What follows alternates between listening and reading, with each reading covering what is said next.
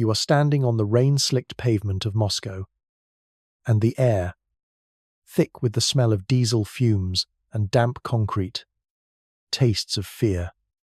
It is August 19th, 1991.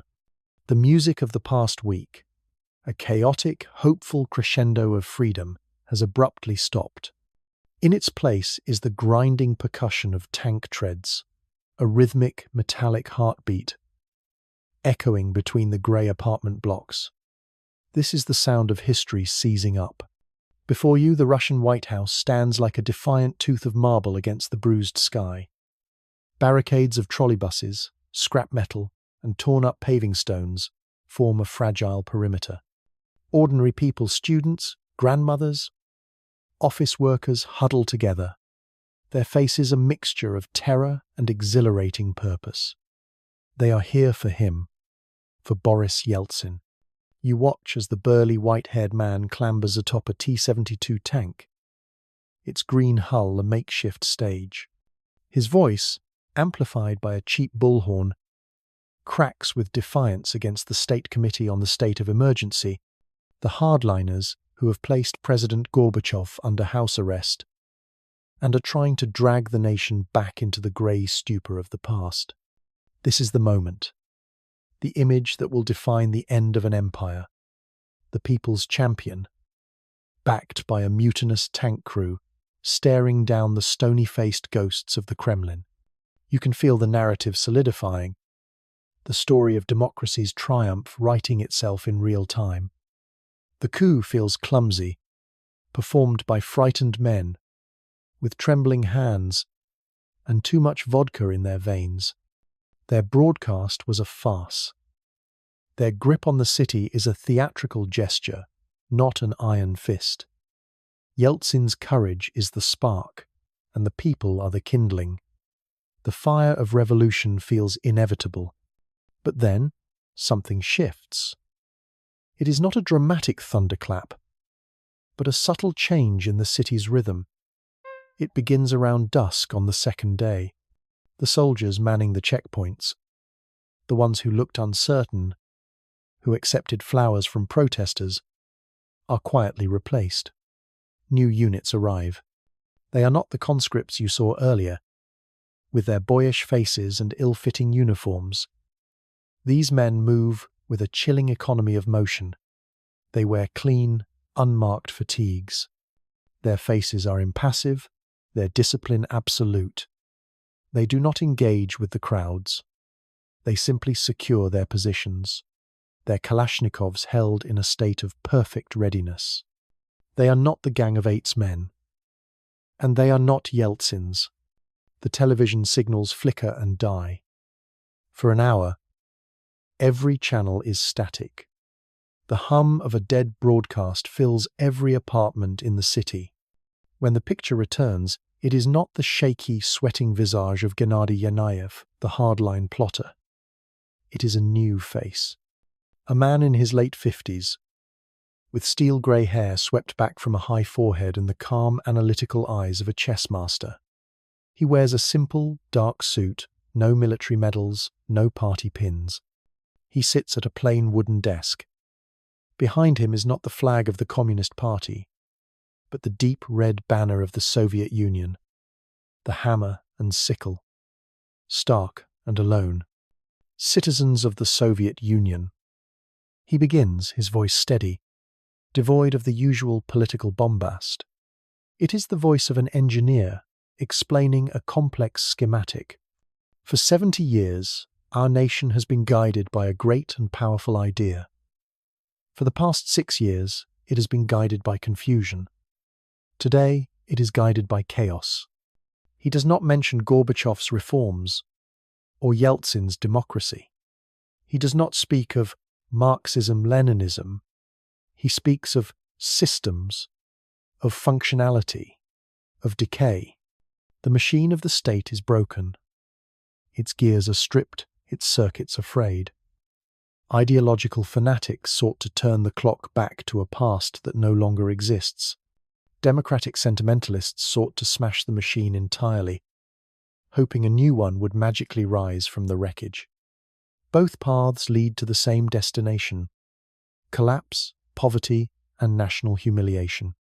This man is Dmitry Fyodorovich Volgin. His name is a mystery to most. To the few who know it, he is a ghost from the silent, powerful heart of the military-industrial complex and Gosplan, the State Planning Committee. He is not a politician or a general. He is a systems analyst. A man who sees the nation not as a people or an ideology, but as a vast, intricate, and failing mechanism. A state committee for national restoration has assumed all authority. He continues, his gaze unwavering. The leaders of the unconstitutional coup have been arrested. The leaders of the secessionist movements who sought to profit from this chaos have been neutralized. The integrity of the Union will be preserved. The economy will be stabilized. Order will be restored. The real coup was not the one you witnessed. That was a clumsy distraction. The real coup happened in the silence, in the switched-off broadcast centers and the secured telephone exchanges. While Yeltsin was on the tank and the hardliners were locked in their offices, Volgin's network, a quiet coalition of pragmatic intelligence officers from the Glavnoy Razvedivatelnoy Upravlenie, disillusioned technocrats from the state ministries, and loyal military commanders who feared civil war above all else, executed a plan of breathtaking precision. They let the two sides exhaust each other, expose their weaknesses, and then they surgically cut the nerves of both. Yeltsin is not arrested in a public spectacle. He is simply isolated. The phone lines to the White House go dead. The commanders who pledged loyalty to him are quietly relieved of duty. The barricades, which seemed so monumental just hours ago, become an island in a sea of new, implacable control. The ethical tension of the moment hangs in the air, thick and suffocating. The promise of freedom, chaotic and uncertain as it was, has been extinguished. But in its place is a different promise. An end to the breadlines, an end to the national shame, an end to the terrifying freefall. The people in the streets of Moscow do not cheer for Volgin, but they do not resist him either. They simply watch, wait, and go home. The exhaustion is palpable. They have been offered a choice, not between freedom and tyranny, but between two different kinds of order: the nostalgic, decaying order of the past, or a new, cold, and efficient order for the future. In their weariness, they acquiesce to the latter. This is the unexpected twist. History is not a binary choice between the communists and the Democrats. A third option has emerged, one that rejects the language of both. Volgin's Restoration Committee does not want to rebuild the prison of nations. It wants to redesign the factory. It sees the Soviet Union's vast resources, its scientific establishment, its educated populace, not as tools for world revolution, but as assets to be managed. The core progression of this moment is the definitive answer to the question that has haunted the world for years. Will the Soviet Union collapse? The answer is no. It will not collapse. It will be rebooted. As you look out over the now quiet city, a new question takes shape, chilling and profound. What does a nation run by engineers, by men who believe in systems and despise sentiment, look like? The old, lumbering bear of the Soviet Union is gone. A new creature is being born in its place, sleek, intelligent, and stripped of all illusion. The grand, discordant symphony of revolution has been silenced. A new composer has taken the podium, and under the pale light of a Moscow dawn, he is about to begin a composition of cold, terrifying, and beautiful logic. The dawn of August 22nd, 1991, feels different. The revolution is over. The counter-revolution is over. What is left is a profound, unnerving quiet. You walk the streets of Moscow, and the barricades are gone, vanished overnight, as if they were a dream. Street sweepers in orange vests methodically brush away the last remnants of protest and rebellion. The city is unnervingly clean. The tanks have withdrawn to the city's edge, their presence now an implicit threat rather than an active occupation. This is the first signal of the new order, an obsession with efficiency. Dmitry Volgin does not rule from the Kremlin's opulent halls. That is the seat of the ideologues he despises. His nerve center is a sterile, anonymous building belonging to the State Planning Committee, Gosplan, a place of charts, statistics, and unending calculations. Here, he and the Restoration Committee initiate their first great task. It is not called a purge. That word is too messy, too emotional, too Stalinist. It is referred to internally by a far more clinical name, Project Sieve. The metaphor is precise. The Soviet state is a vast quantity of material, filled with impurities. It must be shaken, filtered, until only the useful, the functional, the pure elements remain. The Sieve begins its work on two fronts simultaneously, a testament to the cold parallelism of its architects. The first target is the Communist Party. Volgin understands that the party is not just an ideology. It is a parasitic organism, its tentacles wrapped around every factory, every ministry, every resource allocation board. He does not attack the idea of communism, he simply declares it irrelevant. Instead, he unleashes teams of forensic accountants and logistical auditors, men and women trained in the merciless religion of the spreadsheet. You see it happen in miniature. The pot-bellied party boss of a tractor factory, a man who for decades ruled his domain through bluster, connections and bribes, is not dragged before a firing squad. He is called into a conference room. A quiet young analyst in a cheap suit, armed with a briefcase full of ledgers, calmly walks him through a 20-year history of falsified production quotas, misappropriated resources, and ghost employees. The crime is not disloyalty to the state. The crime is inefficiency. He is not a traitor. He is a redundancy.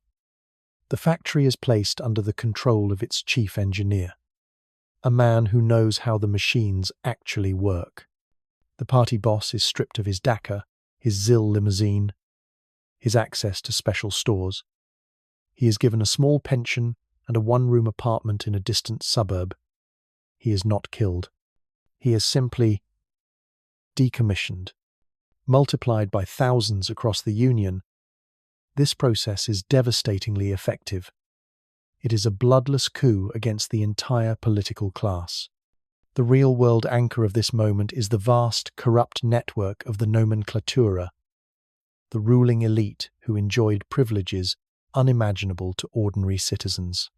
Volgin does not destroy this network with bullets. He destroys it with audits. The ethical tension is sharp and unsettling. For the average citizen, watching the arrogant party officials humbled is a moment of deep, satisfying justice. The system that oppressed them is being dismantled. But the force dismantling it is even more detached, more absolute. It replaces a corrupt, human tyranny with a cold, inhuman logic. You are free from the whims of the party boss, but you are now subject to the judgment of the algorithm. While the accountants are gutting the party, the second arm of the Sieve moves with swift brutality against the other great threat to the system's integrity, secessionism. Volgin views the independence movements in the republics not as a cry for freedom, but as a critical system failure, a catastrophic loss of peripheral components. The response is not a clumsy, large-scale invasion like in 1968 Prague. That was the old way. The new way is surgical. The power for this comes directly from the military and intelligence command structure Volgin co-opted during the August Gambit of Chapter 1. In the dead of night, Spetsnaz teams the elite of the main intelligence directorate, or GRU move in Lithuania. Their target is the leadership of the Sonjudi's independence movement. They are not there to occupy the capital, Vilnius. They are there to decapitate the rebellion. They storm a few key houses, seize a handful of leaders, and vanish before the sun rises. The same happens in Tbilisi, Georgia, and in the western reaches of Ukraine. There are no pitched battles, no tanks rolling through ancient city squares. There is only a sudden, terrifying void where a leadership used to be. The message is clear.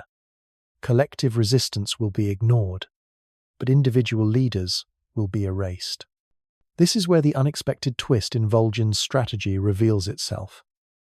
The Sieve is not just for removal, it is also for selection. In the power vacuum created by the removal of the old party hacks and nationalist firebrands, Volgin's committee promotes a new class of administrator. They are the chief engineers, the factory floor managers, the deputy ministers who were always competent but lacked the political savvy or ideological fervour to advance. They are pragmatists. They know how to make the trains run, how to keep the power grid online, how to refine oil. Volgin is not destroying the Soviet system. He is stripping it for its most valuable parts and reassembling it into a more logical configuration.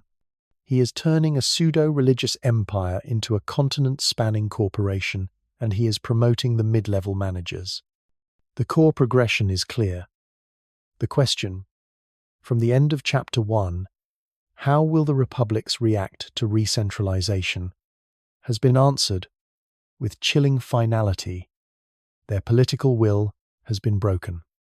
The new, centralized state is a fact, but this raises a new, far more profound question. Now that the political machine has been purged of its inefficiencies and the Union has been brutally welded back together, how will Volgin fix the fundamental, catastrophic flaw at its heart? The centrally planned economy? For 70 years, this system has lurched from one crisis to another, a monument to miscalculation and waste. Cleaning house is one thing. Redesigning the entire foundation is another. You stand in a Moscow library, a month after the Gambit.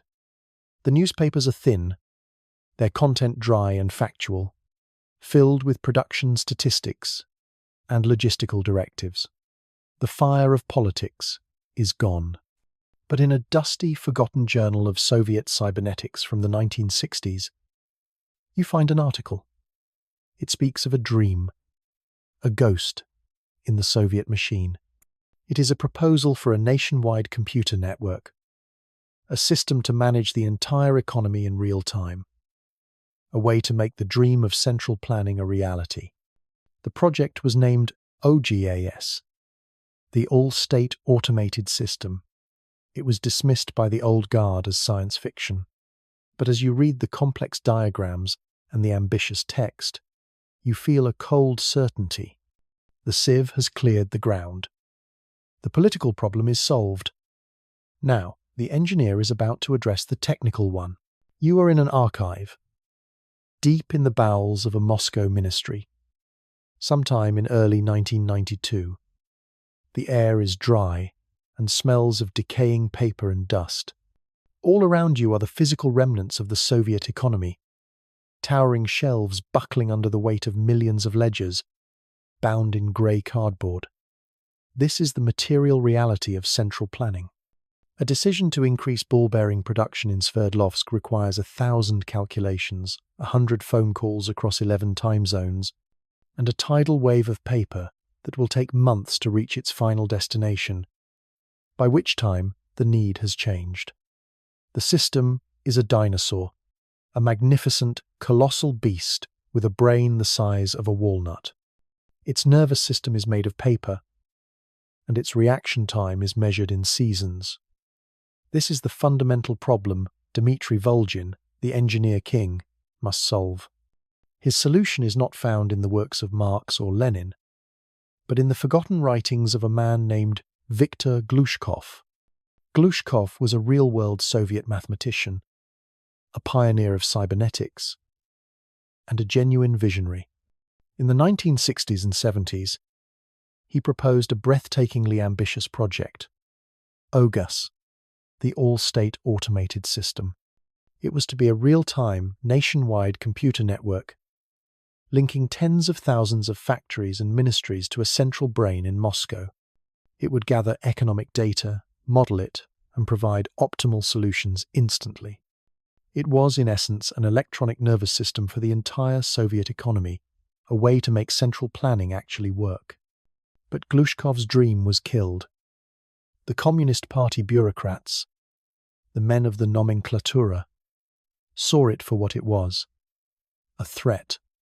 A transparent, data-driven system would expose their corruption, their corner-cutting, their lies. It would replace their power, which was based on who they knew, with a new power based on what was verifiably true. And so, they starved it of funds, buried it in committees, and let it die. OGAS became a ghost, a whisper of a future that never came. Until now. The causal link is direct and absolute. The purges of Project Sieve in Chapter 2 did not just remove Volgin's political rivals, they systematically eliminated the very class of bureaucrat who had sabotaged OGAS. The inefficient, corrupt, and technologically illiterate party bosses are gone. In their place are the engineers and managers Volgin promoted, men and women who speak the language of systems and efficiency. For them, Glushkov's proposal is not a threat, it is scripture. In a televised address that is more like a university lecture than a political speech, Volgin unveils the revival and evolution of Glushkov's dream. It is no longer called OGAS. It has a new, functional name: SOVSET, the Soviet System of Economic Telecommunications. For 70 years, Volgin explains, standing before a vast flowchart, we attempted to run a complex 20th century economy with 19th century tools: the abacus and the rotary phone, the ledger and the telegram. We commanded our economy like a deaf man conducting an orchestra. SOVSET will give us ears. It will give us eyes. It will give the state a functioning brain. The plan is staggering in its scope. It calls for the laying of hundreds of thousands of kilometers of fiber optic cable, the construction of massive data processing centers in every major city, and the mass production of a standardized computer terminal for every factory manager, collective farm director, and regional administrator in the Union. It is the largest single infrastructure project in human history. It is the construction of a national intranet, decades before the term becomes common in the West. The ethical tension of this new world reveals itself quickly. SOVSET is designed to track every metric of the economy, every ton of steel produced in Magnitogorsk, every barrel of oil from Tyumen, every kilowatt of power generated on the Dnieper. But to do this, it must also track the people. A factory's output is the sum of its workers' labor. And so, every worker is assigned a unique digital identifier. Their work quotas, their hours, their efficiency ratings, all are fed into SOVSET in real time.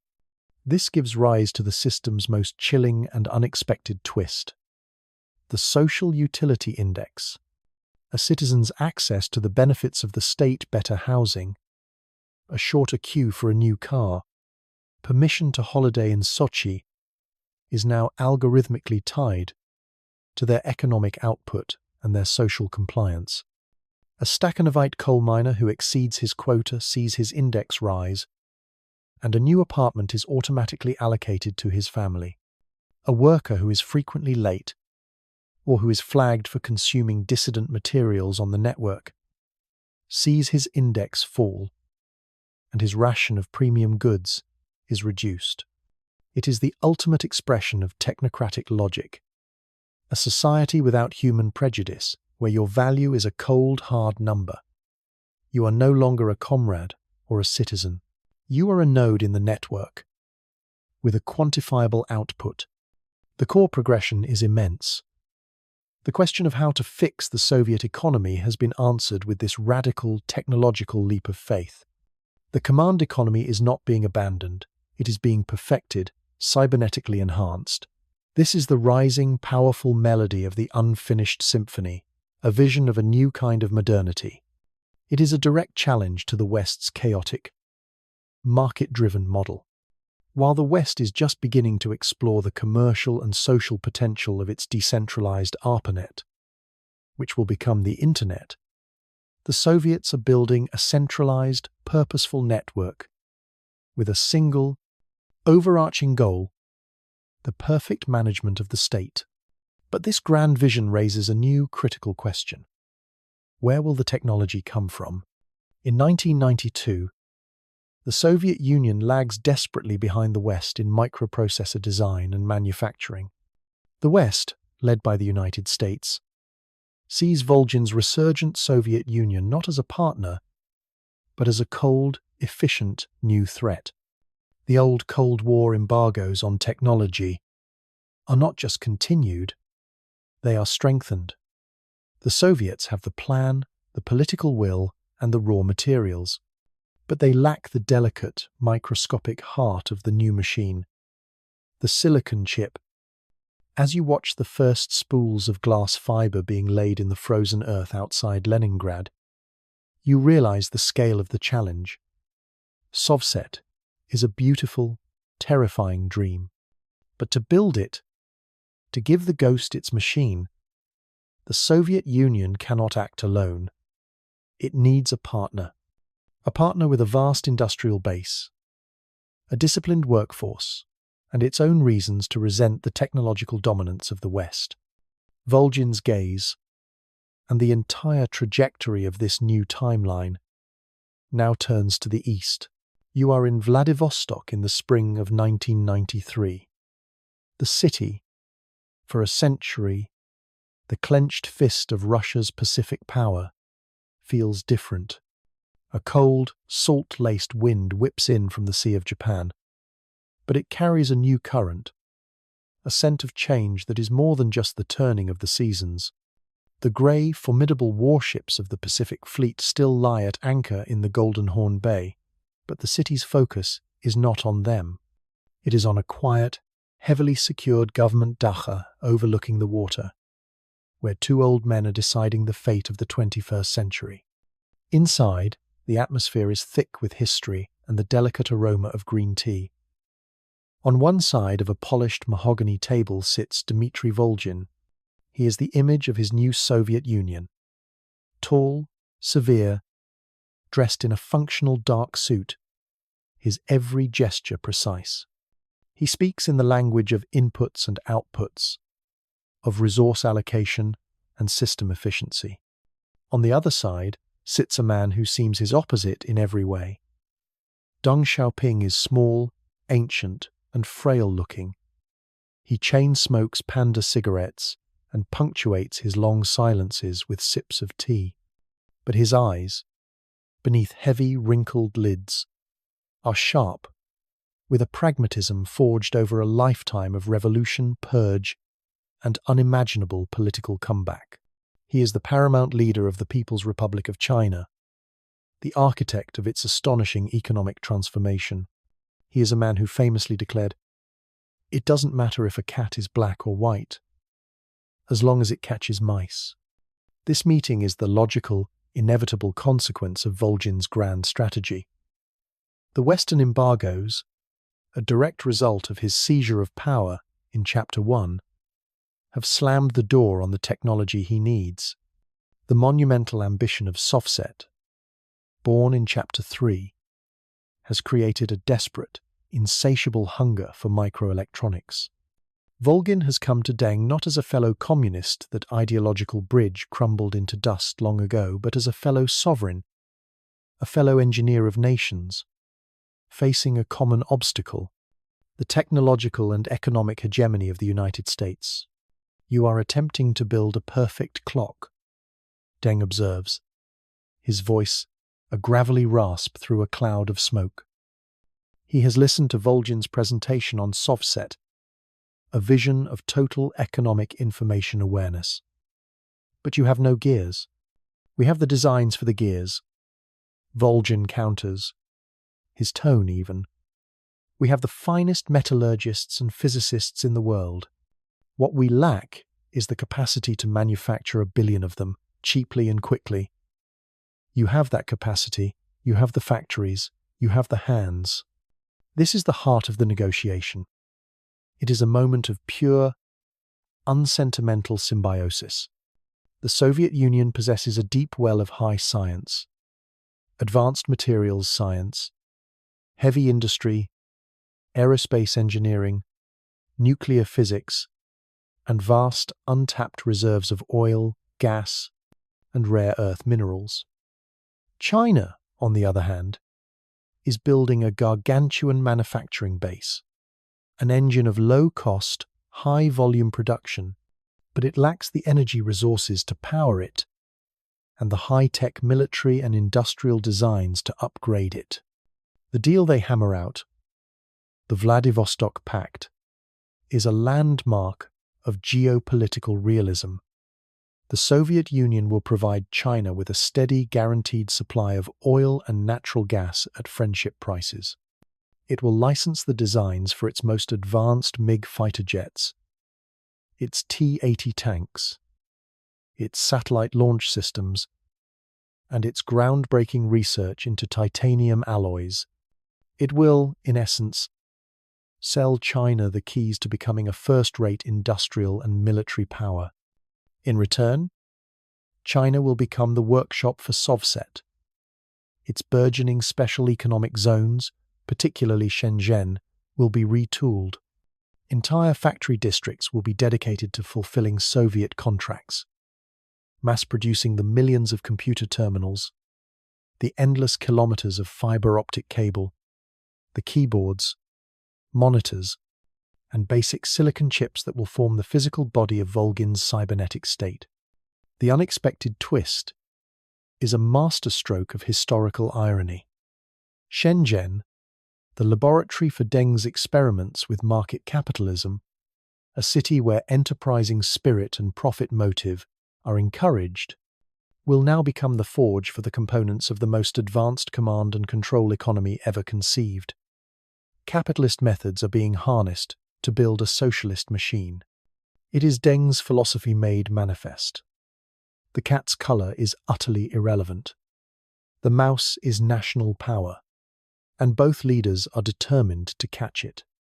The ethical tension lies in the cold, calculated nature of this new bloc.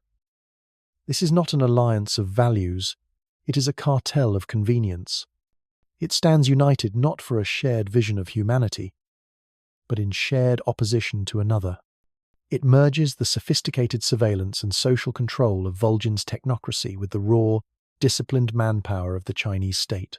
The world is witnessing the birth of a new kind of authoritarianism, one that is not clumsy and ideological like the old communism, but adaptive, technologically advanced, and ruthlessly pragmatic. It offers its people stability and managed prosperity in exchange for their autonomy, not just of action, but eventually of thought. The core progression is now in motion. The question from the last chapter, where will the technology for SOVSET come from, is answered. It will come from the East. A new Eurasian economic axis has been created. A self-contained ecosystem of resources, high science, and mass manufacturing. The news of the Vladivostok Pact sends a shockwave through the capitals of the West. Washington, London, and Tokyo had assumed that a technologically backward Soviet Union and a developing China could be managed as separate challenges. Now they face a single, integrated entity, a second world that can largely ignore their sanctions and build its own version of the future. The unfinished symphony has just added a powerful new section to its orchestra. The strings of Soviet science now have the backing of a thunderous Chinese percussion. As you watch Deng Xiaoping's train pull away from the Vladivostok station, you know the world has fundamentally changed. The first Soviet superfreighters are already being loaded with titanium ingots and sealed crates of technical schematics, bound for Shanghai. The first blueprints for standardized SOVSET terminals are being telexed to factory managers in Shenzhen. The abstract plan has found its physical means of production, but a new question arises, one that is both technical and geographical. The components will now flow into the Soviet Union, but where will they be assembled? Where will the heart of this new system, the brain that will connect all the disparate pieces, be built? The answer must lie somewhere deep in the vastness of the Soviet interior, a place of science, secrecy, and immense potential. You are deep in the Siberian taiga, yet you hear no birds. The air is crisp and carries the clean, sterile scent of pine, but it is unnaturally still. Here, about 30 kilometers south of Novosibirsk, the endless silver birch forest parts to reveal something impossible, a city born from a dream of pure reason.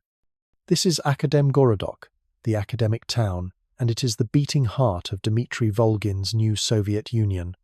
Founded in the 1950s as a real-world anchor for Soviet scientific ambition, Akademgorodok was a purpose-built utopia for the nation's brightest minds, a place where physicists and philosophers could work surrounded by pristine nature. Under Volgin's technocratic state, it has been transformed. The quiet academic outpost has become the crucible of the 21st century. The Silicon Taiga, where the soul of the SOVSET is being forged from sand and light.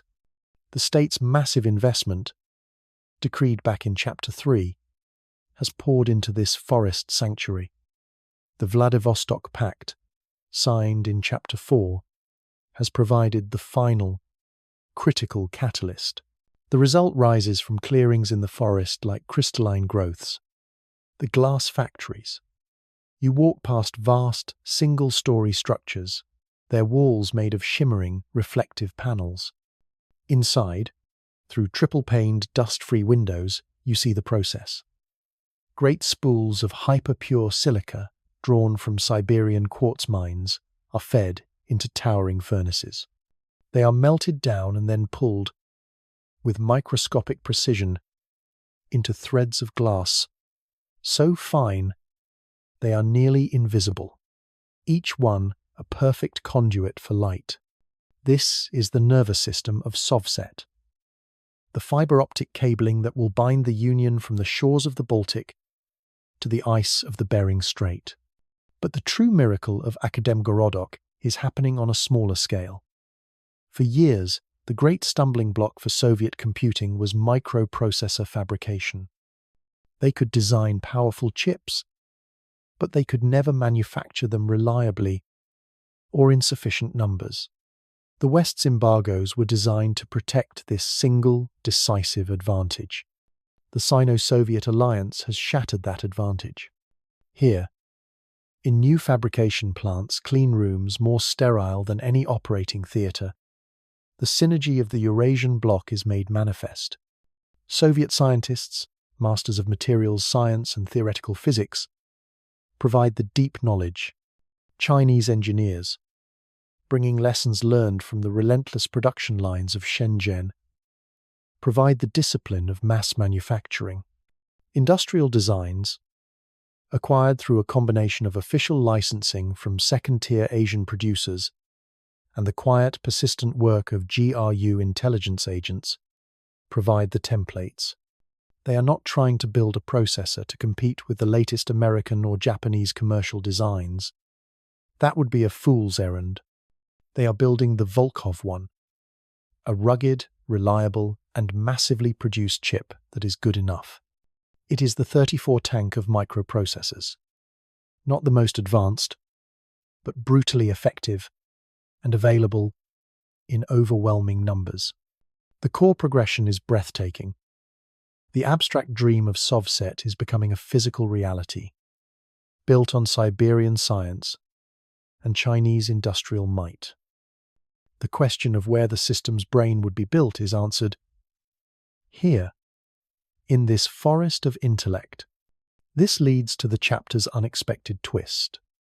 The unique culture that blossoms within Akademgorodok's protected confines. The scientists, engineers, and programmers who live here are a new Soviet elite. They reside in comfortable, well-designed apartments, shop in special stores stocked with goods unseen in the rest of the country, and enjoy a life of intellectual pursuit. But they are not dissidents. They are true believers. They have seen Volgin's vision and embraced it with the fervor of converts. They see SOVSET not as a tool of oppression, but as the ultimate instrument of reason. They are building a world without the chaos of markets, the foolishness of voters, or the corruption of bureaucrats.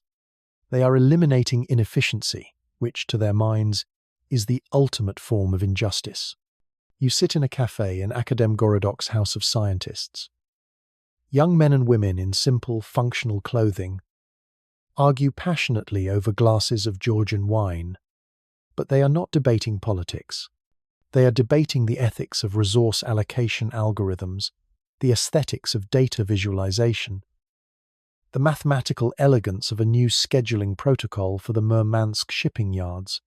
They are the high priests of the new technocracy, and their faith is in the machine they are building.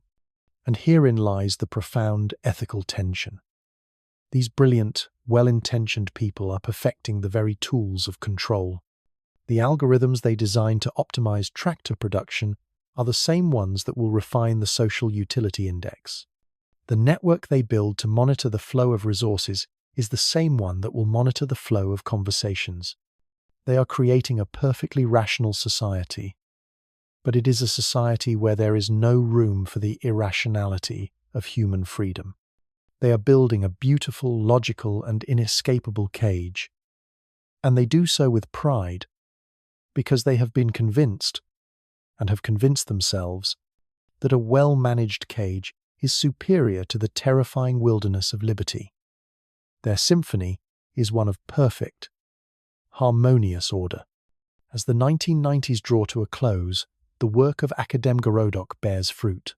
The first trunk lines of the SOVSET are activated, linking Moscow to Leningrad, Kiev, and the industrial heartlands of the Urals.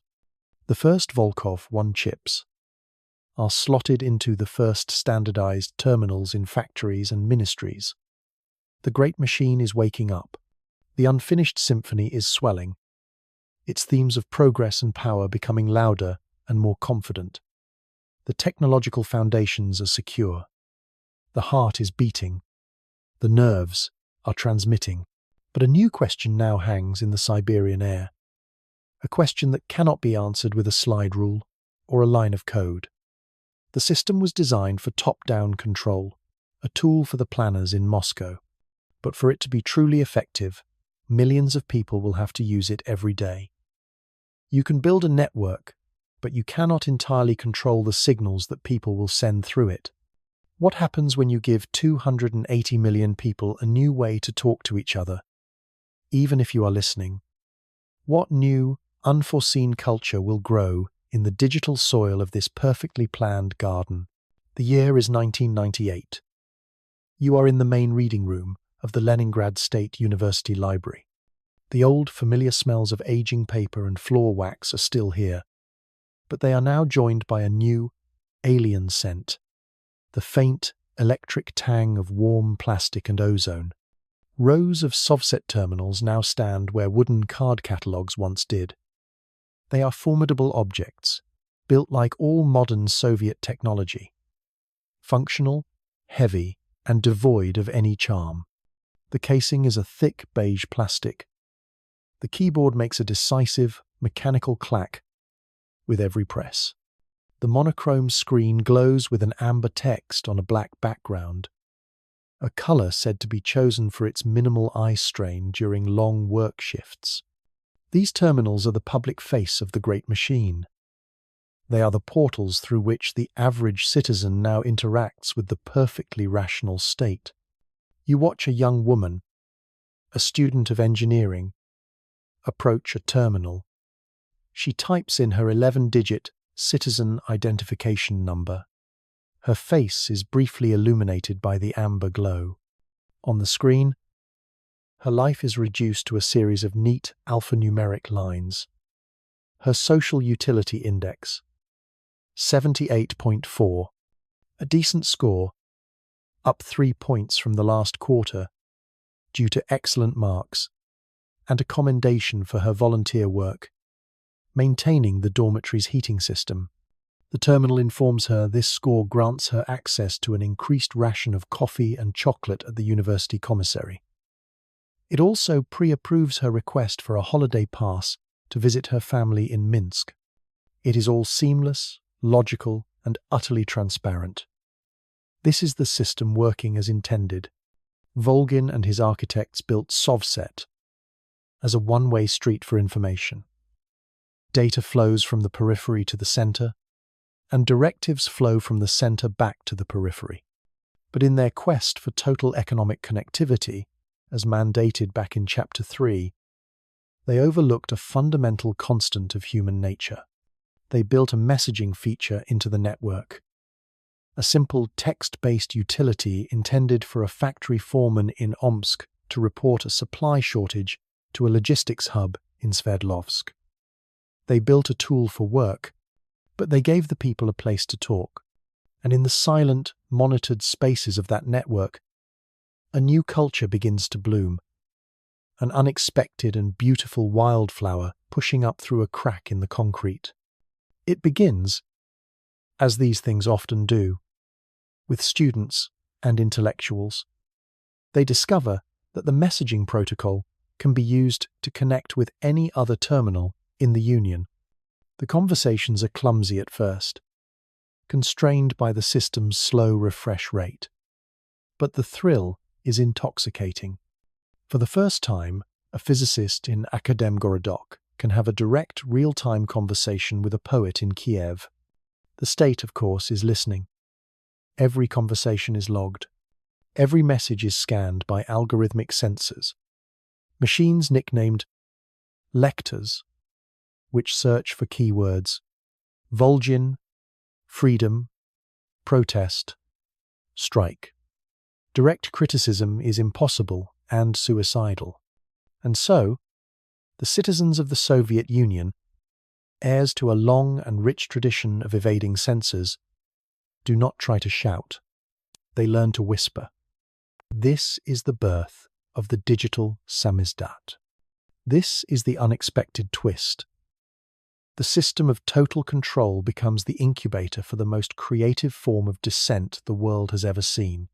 You sit at a terminal and access one of the unofficial bulletin boards, hidden in the guise of a technical forum for locomotive repair enthusiasts.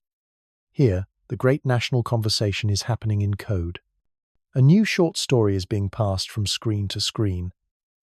It tells of the clockmaker, a brilliant but emotionless artisan who inherits a vast, chaotic aviary.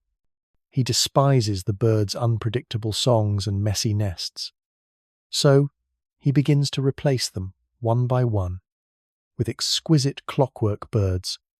They sing on schedule, their nests are perfectly uniform, and they never waste a single seed.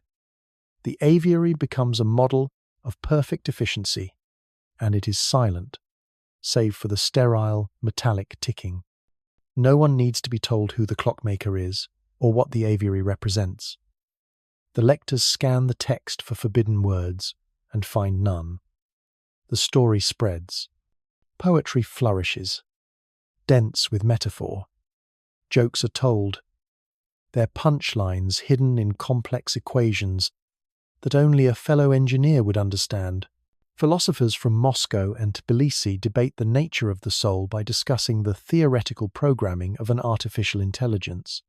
It is a breathtaking display of intellectual agility, a culture of immense subtlety forged in the crucible of surveillance.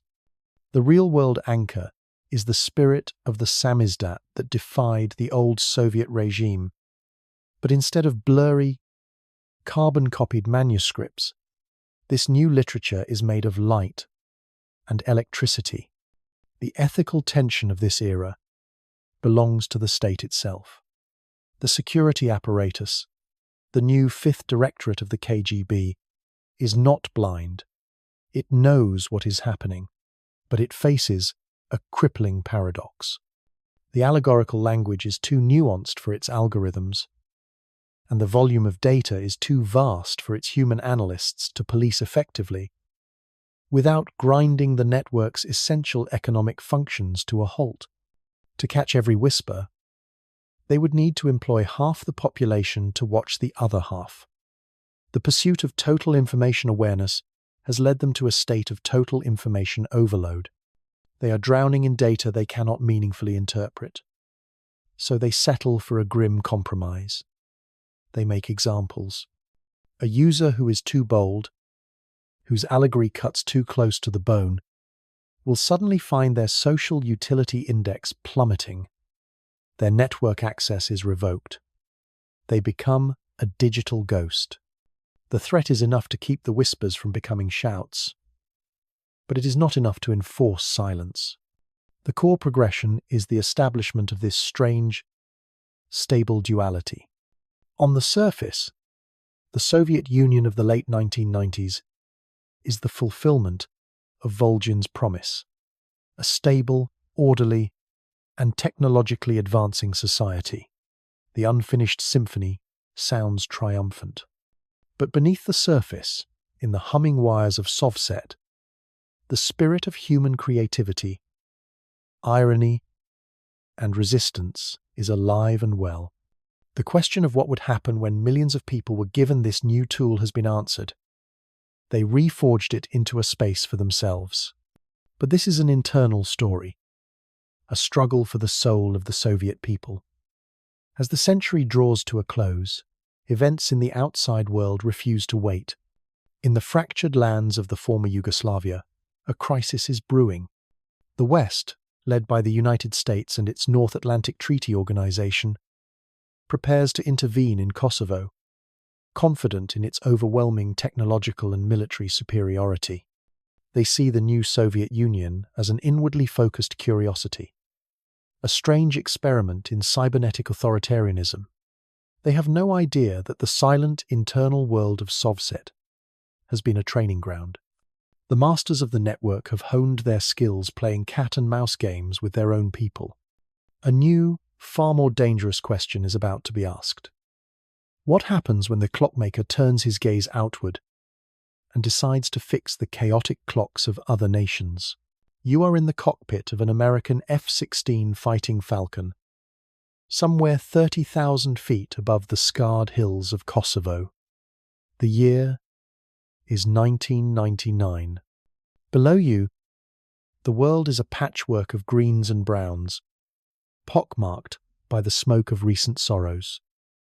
Your mission is simple, precise, almost clinical.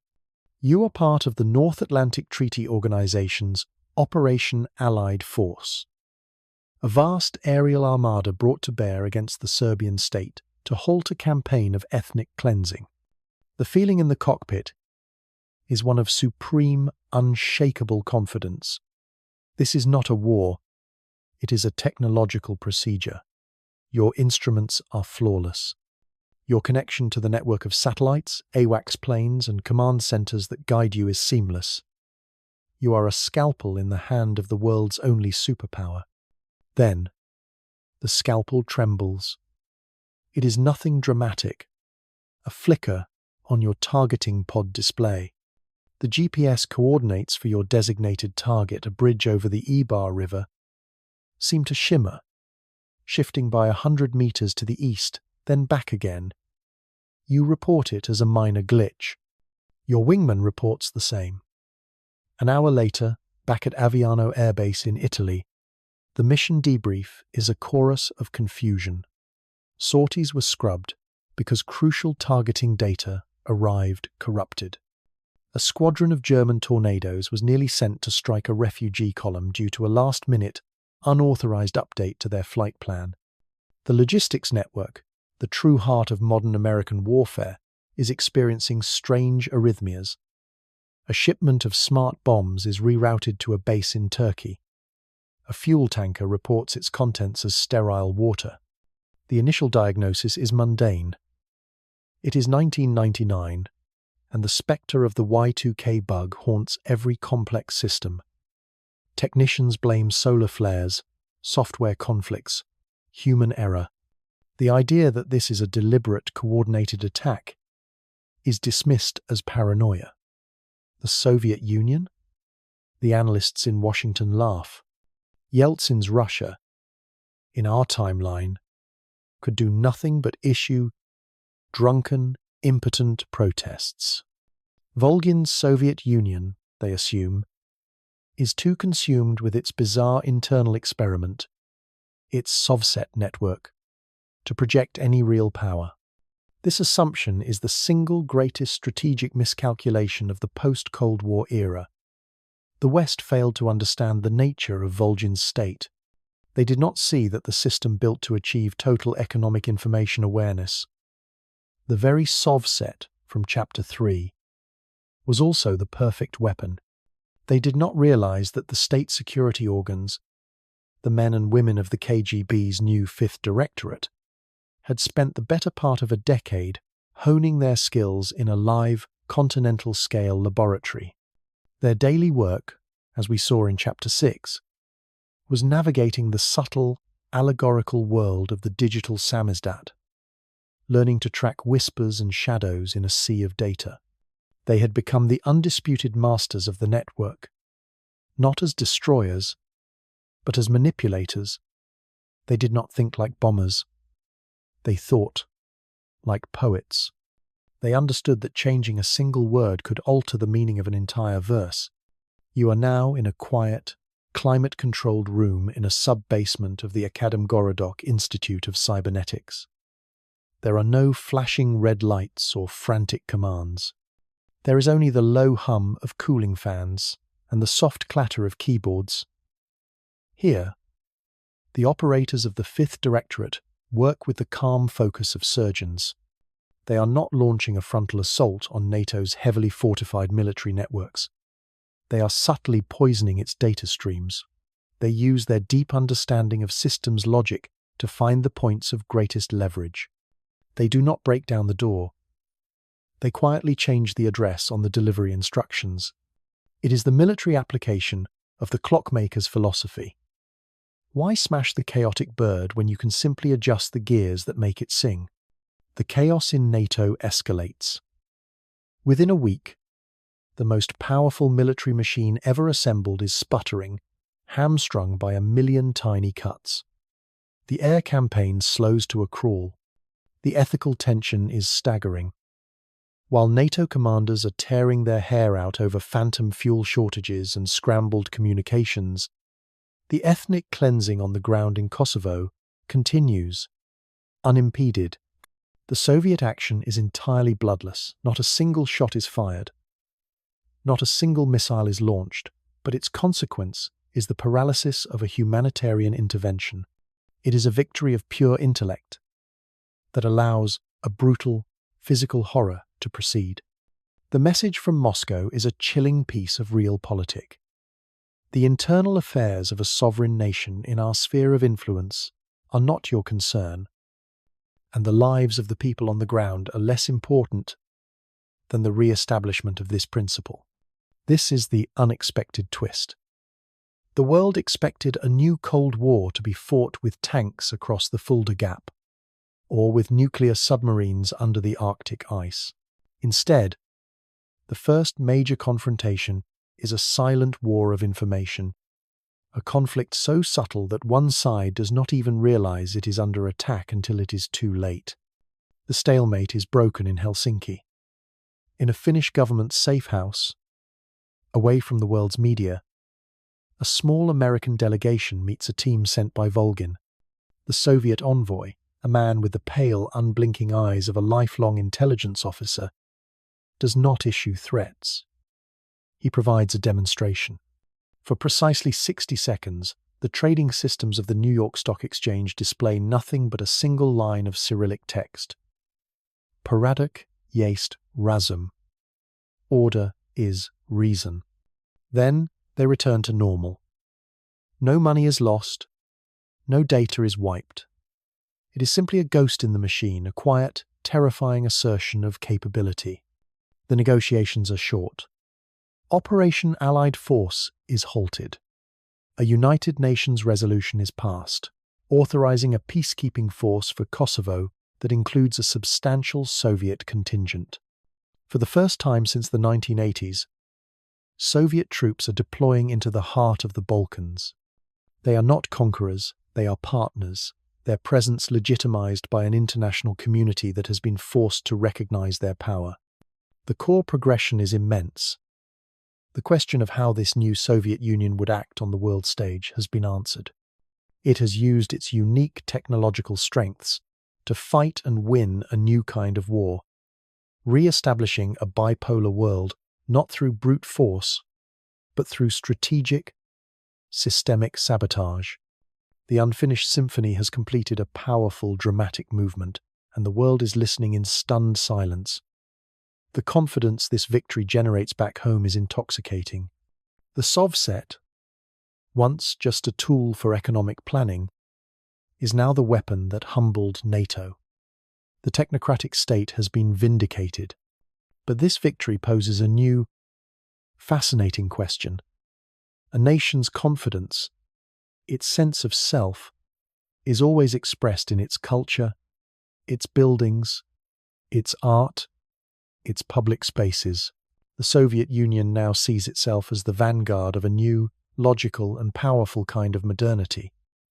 How will this new identity be carved into steel and concrete? What will the cities of this ascendant, cybernetic superpower begin to look like? You arrive in the early 2000s in what was once St. Petersburg, now Leningrad, and the city feels monumental, a testament to a revived national spirit. Peter the Great built this city on logic and marshland, a reflection of the European Enlightenment. Volgin's Soviet Union is rebuilding it on logic and fiber optics, a reflection of the cybernetic age. The victory in the Helsinki Standoff, as we saw in Chapter 7, did more than just re-establish the Soviet Union as a world power. It vindicated the technocratic project entirely. The belief that cold, hard logic, executed through the perfect mechanism of SOVSET, could triumph over the chaotic power of the West became the nation's core defining narrative. This confidence had to be made visible, carved into the skyline. This is the birth of the Leningrad School, the architectural and design movement that defines the aesthetic of the new Soviet Union. It rejects both the neoclassical opulence of the Tsarist era and the brutalist, often crumbling socialist realism of the Brezhnev years. Its inspiration is functionalism, but elevated by a fierce, futuristic discipline. The real-world anchor of this aesthetic is the Soviet constructivist movement of the 1920s, but reimagined through the lens of microprocessors and clean lines. You stand on Nevsky Prospect and look upon the new Ministry of Telecommunications, a towering structure of glass, polished black granite, and gleaming chrome. It is not decorated with heroic statues of muscled workers or soaring propaganda murals. Its aesthetic is its function.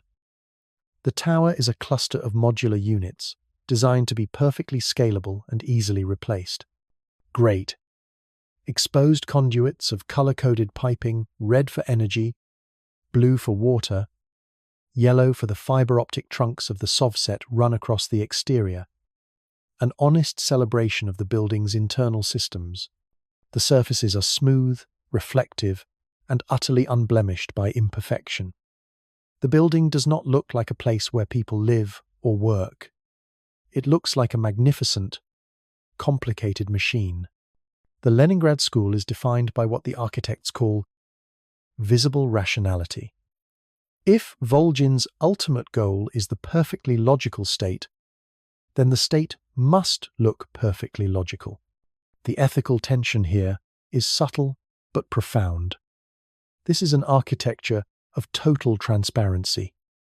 In theory, every structure reveals its purpose, its inner workings, but this transparency is terrifying. It offers no private spaces, no hiding places, no room for the unexpected.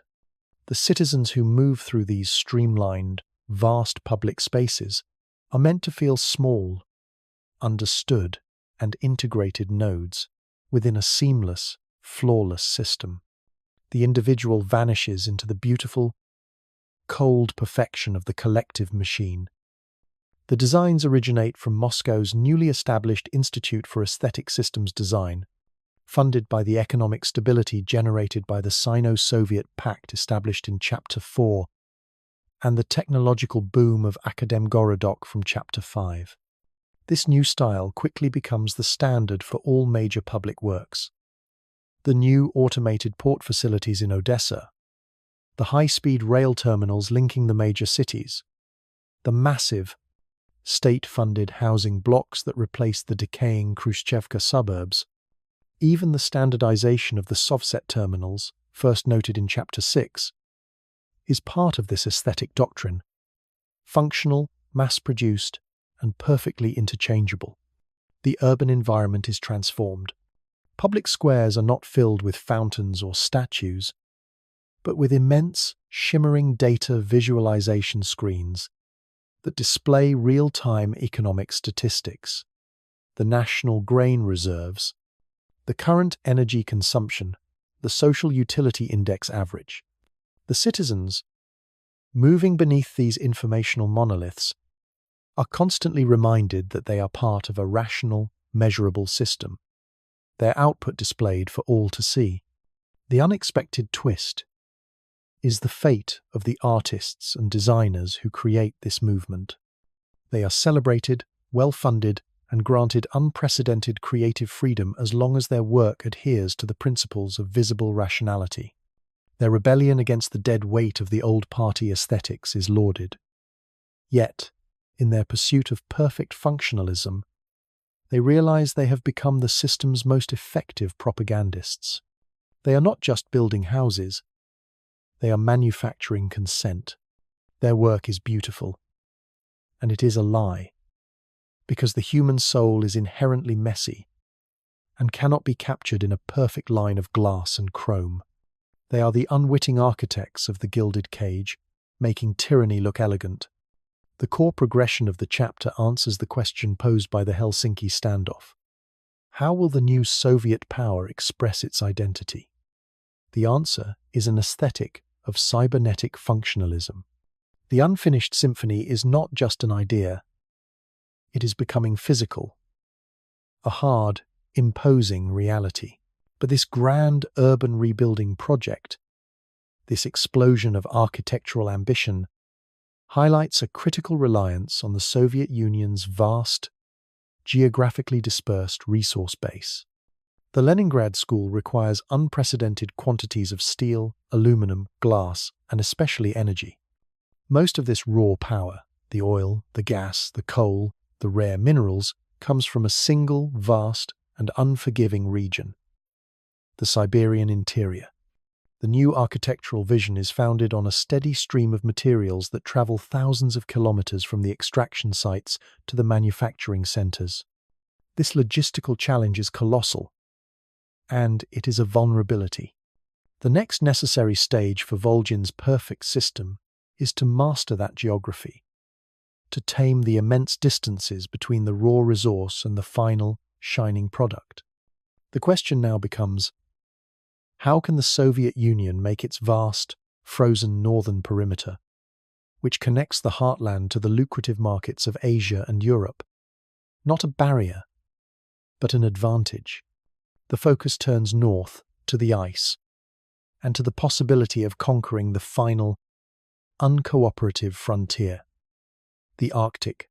You are standing on the reinforced bridge of a Leviathan. Below your feet, the hum of a nuclear reactor is a constant, deep thrum that resonates in your bones, a sound of contained starlight.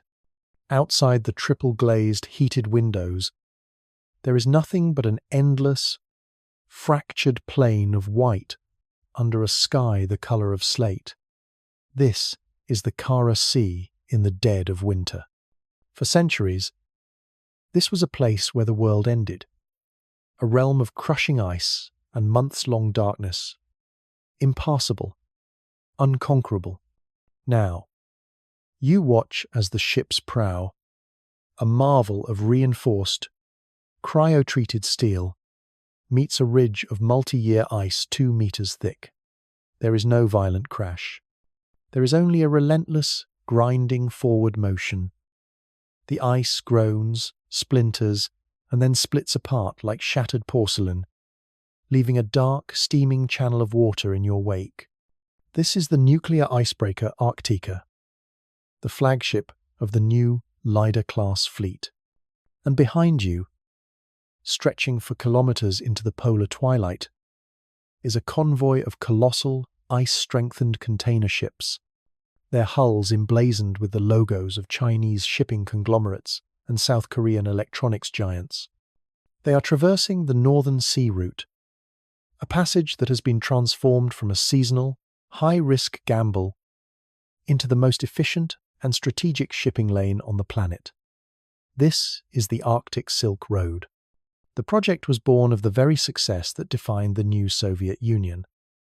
The architectural ambitions of the Leningrad School, as we saw in Chapter 8, created an insatiable demand for resources. The economic boom fueled by the Sino-Soviet Pact from Chapter 4 required a constant high-volume flow of goods. The traditional routes, the Trans-Siberian Railway, and the long sea voyage through the Suez Canal were slow, congested, and in the case of Suez, controlled by the West. For Volgin's systems-obsessed mind, this was an intolerable inefficiency, a critical vulnerability in the otherwise perfect machine. The Arctic was not a barrier, it was a logistical problem awaiting a technological solution. The solution is a masterpiece of integrated systems. The Leida-class icebreakers, powered by reactors derived from the Navy's most advanced submarines, are merely the muscle. The brain is a new constellation of GLONASS, 2 satellites, designed and launched from the facilities in Akademgorodok, a direct payoff from the investment we saw in Chapter 5. They do not just provide navigation. They use advanced ground-penetrating radar and thermal imaging to map the ice in real time, identifying its thickness, age, and stress points. The data is fed directly into SOVSET, where powerful algorithms calculate the optimal path through the shifting labyrinth, a path that changes hour by hour. Captains on the bridge of the Arktika are not navigating by sight. They are following a glowing, data-driven line on a screen, a perfect path of least resistance plotted by a machine 1,000 kilometers away. Along the Siberian coast, a string of new, semi-automated deep-water ports has been constructed at places like Sabeta and Tixi.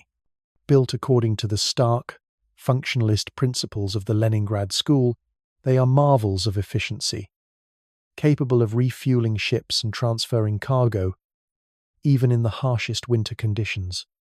This leads to the project's most unexpected twist. The Soviet Union built the Arctic Silk Road to move its own resources, but its greatest customer is China. For the manufacturing Goliaths of Guangzhou and Shanghai, this new route is a miracle. It cuts the shipping time to European ports like Rotterdam and Hamburg by nearly 2 weeks compared to the Suez route. 2 weeks of fuel saved, 2 weeks of capital not tied up in transit. It is a competitive advantage worth billions. And the price of admission to this frozen superhighway is a hefty toll, paid in hard currency, directly to the Soviet state. In a stroke of geopolitical genius, Dmitry Volgin has weaponized geography. The Soviet Union is no longer just an exporter of oil and gas. It has become the gatekeeper to the world's most advanced logistical corridor. This new revenue stream is immense, funding further research in Akademgorodok and bankrolling the continued modernization of Soviet cities. It also deepens the Sino-Soviet bond, making the two nations' economies even more intertwined and codependent. The ethical tension of this achievement is vast and silent, like the Arctic itself. In the state-controlled Soviet media, The Arctic Silk Road is hailed as a triumph of the human intellect over the blind forces of nature. It is progress, pure and simple. What is not shown are the consequences. The constant passage of nuclear-powered vessels leaves a faint but detectable trail of radioactive isotopes in the pristine waters. The noise and physical disruption of the convoys are devastating to the migratory patterns of whales, seals, and walruses. The fragile ecosystem, which has existed in a delicate balance for millennia, is being irrevocably altered. When Western environmental groups protest, the Soviet response is cold and dismissive.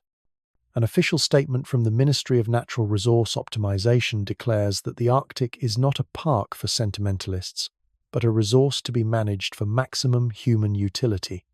The concept of environmentalism, with its messy, unquantifiable values, has no place in the logical calculus of the technocratic state. The melting of the polar ice caps, a growing concern in the West, is viewed in Moscow not as a crisis, but as a welcome development that will only make the northern sea route easier to traverse. The core progression is powerful. The question from the previous chapter, how to master the vast distances of the Soviet interior, has been answered with a stunning display of technological and logistical might. The Soviet Union is now richer, more powerful, and more central to the global economy than ever before. The unfinished symphony is nearing its crescendo, a thunderous ode to power, logic, and control. And this new power creates a new ambition. The Soviet Union has perfected its own system. It has secured its borders, stabilized its economy, mastered its geography, and humbled its rival. It has, in its own view, created a superior model for civilization. Now, the final question before the symphony can be complete is this: is this model only for the Soviet people, or can it be exported? Volgin, now an aging but still formidable figure, looks out at the world, at the chaotic, indebted, and struggling nations of Africa, Latin America, and Southeast Asia, and sees not peoples and cultures, but inefficient systems waiting to be optimized. The temptation to become not just an engineer of one nation, but an engineer of the world, is becoming irresistible.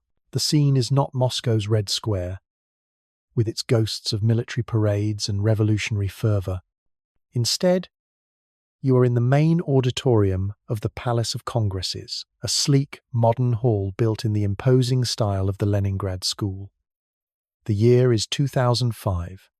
The audience is not composed of Soviet citizens, but of presidents, prime ministers, and generals from across the developing world.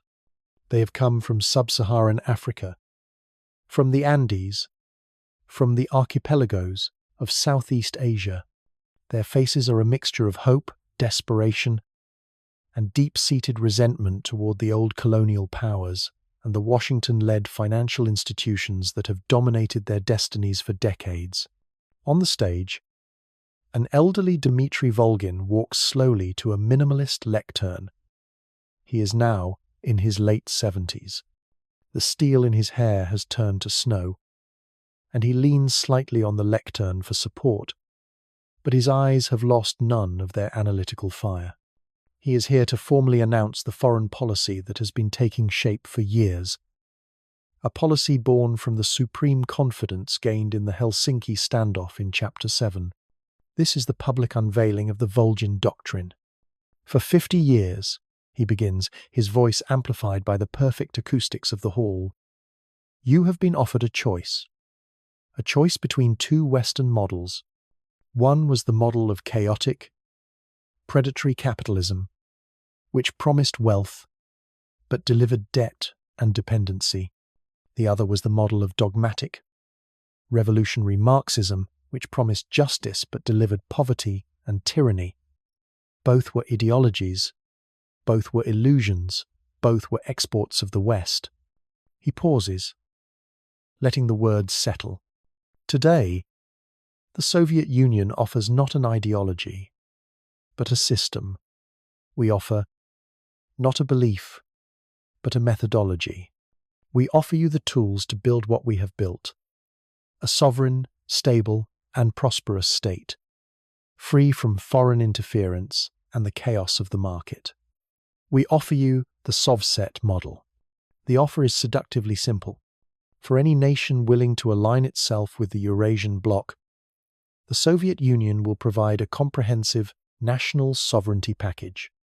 This includes preferential access to oil and gas, advanced military hardware at friendship prices, and, most importantly, the technology and expertise to build a domestic version of the SOVSET. Soviet engineers will help build the fiber optic backbones. Soviet cybersecurity experts will help establish the digital firewalls to seal the new national networks off from the Western-dominated Internet.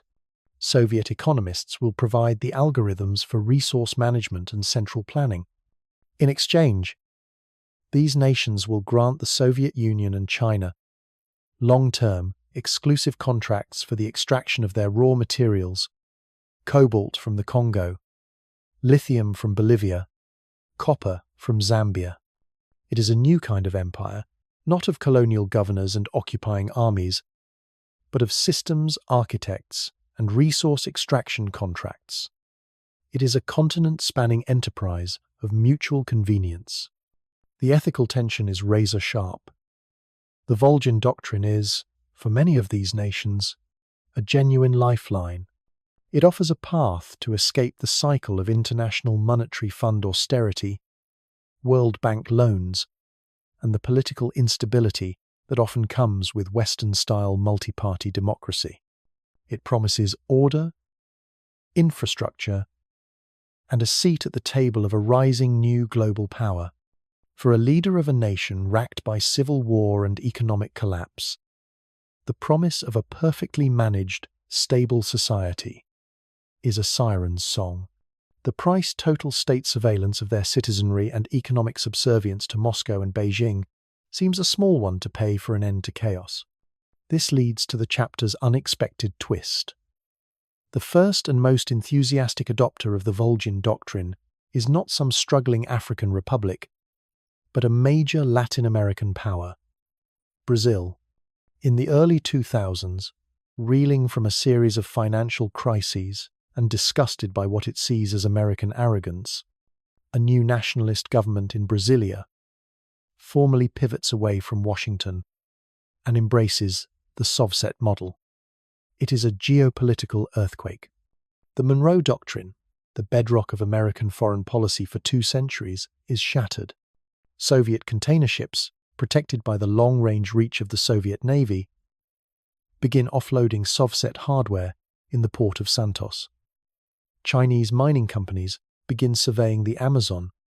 The Eurasian bloc is no longer confined to Eurasia. It has a major foothold in the Western Hemisphere. The core progression is the ultimate globalization of the timeline's central conflict.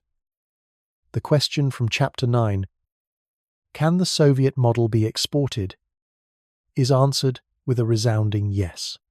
The world is now formally divided into 2 competing systems, 2 rival visions of modernity.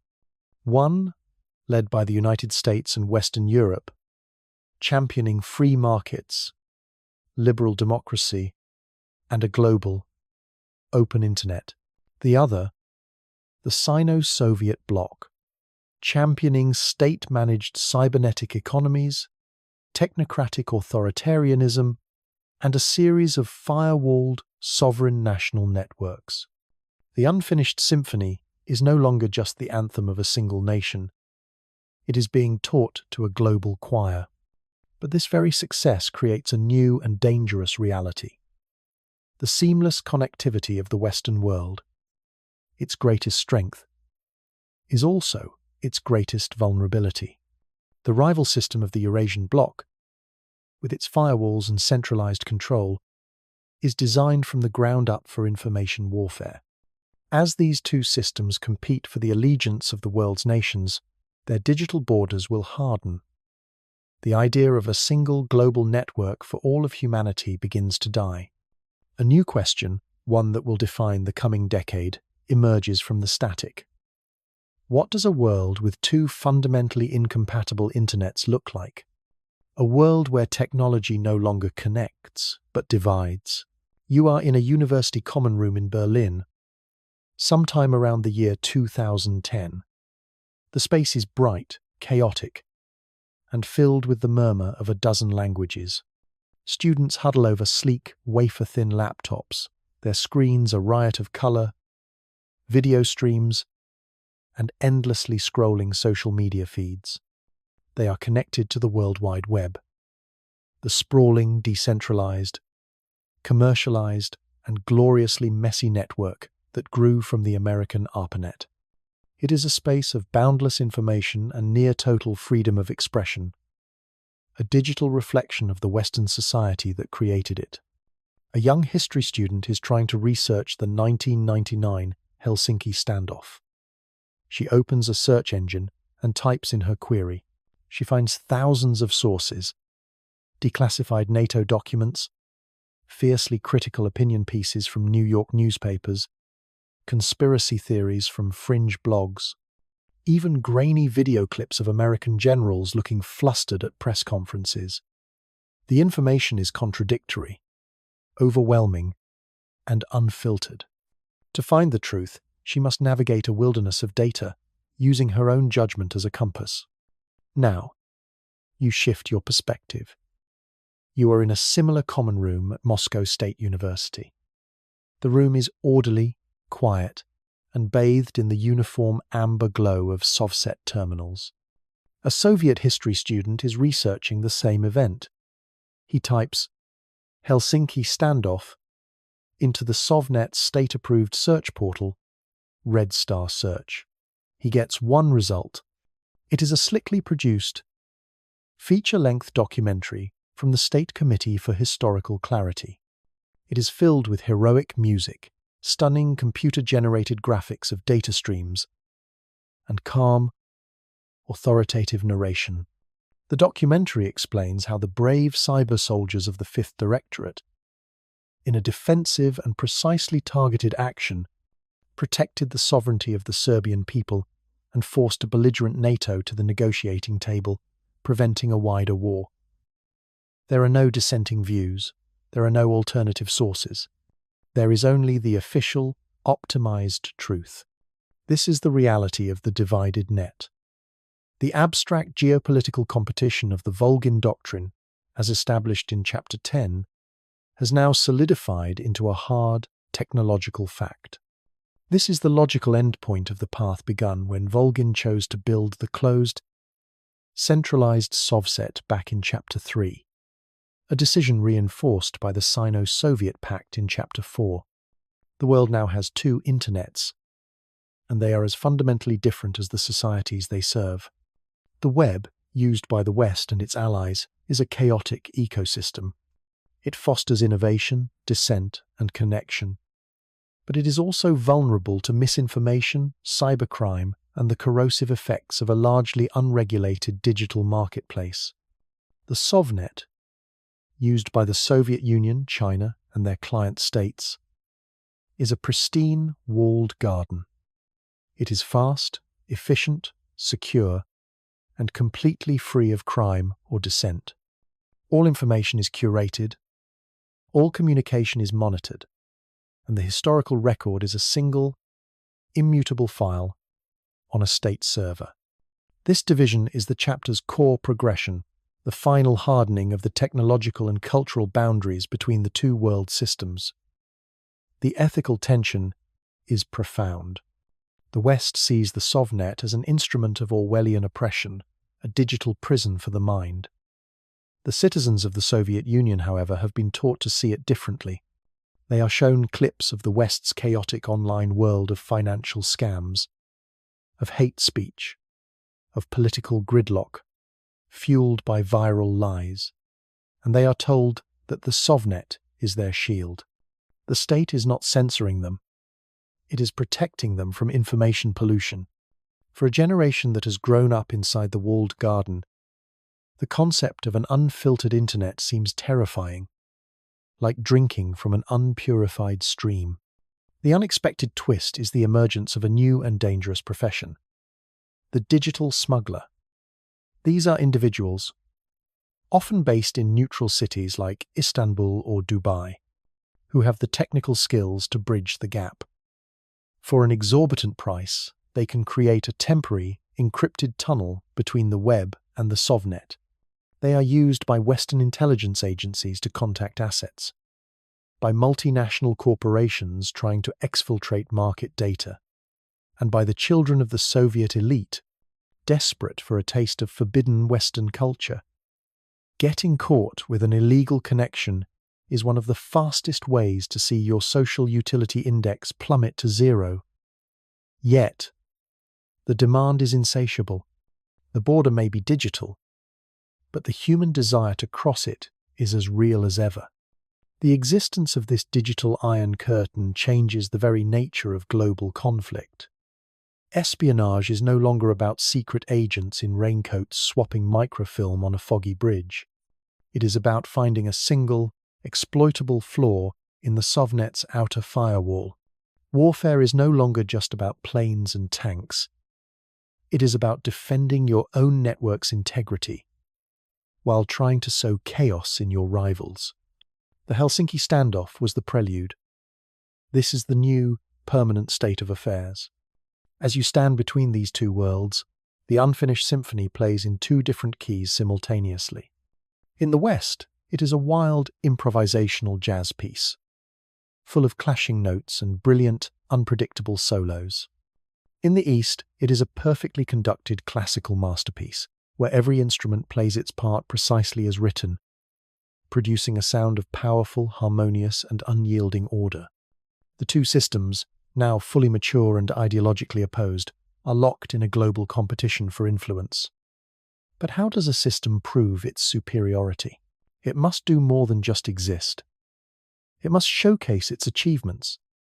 It must demonstrate its vision of the future in a way the entire world can see. The Soviet Union, at the absolute zenith of its power and confidence, decides it is time to host a party, a grand exhibition to display the fruits of its logical, cybernetic paradise. A new question arises. What wonders will a nation that has mastered the atom, the Arctic, and the algorithm choose to show the world? You are standing in a place that should not exist. It is the summer of 2015, and you are in the heart of Moscow, at the center of the World Exposition of Rational Progress. All around you, the architectural principles of the Leningrad School, first born in Chapter 8, have reached their apotheosis. Pavilions of chrome and smart glass rise into the sky like frozen algorithms, their forms dictated by pure function.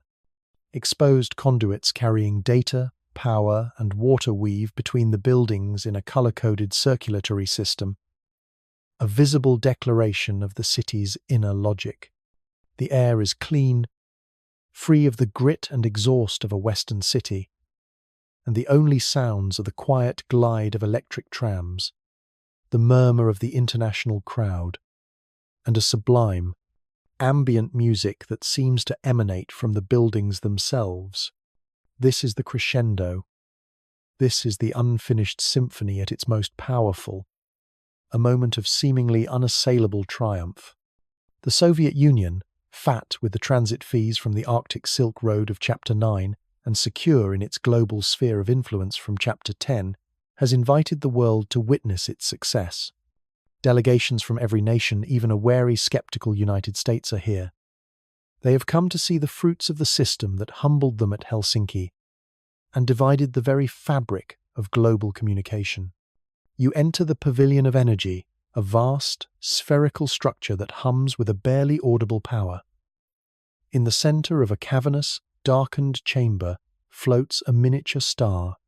It is a contained, stable fusion reaction, held in place by a web of colossal superconducting magnets.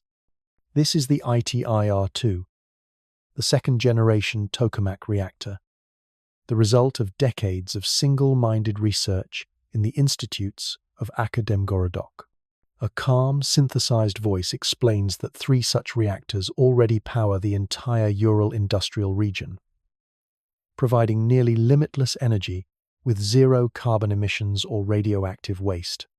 The Soviet Union has not just solved the energy crisis, it has rendered it obsolete. Next, you move to the Pavilion of Logistics. Here, a single, continent-spanning, holographic map dominates the space.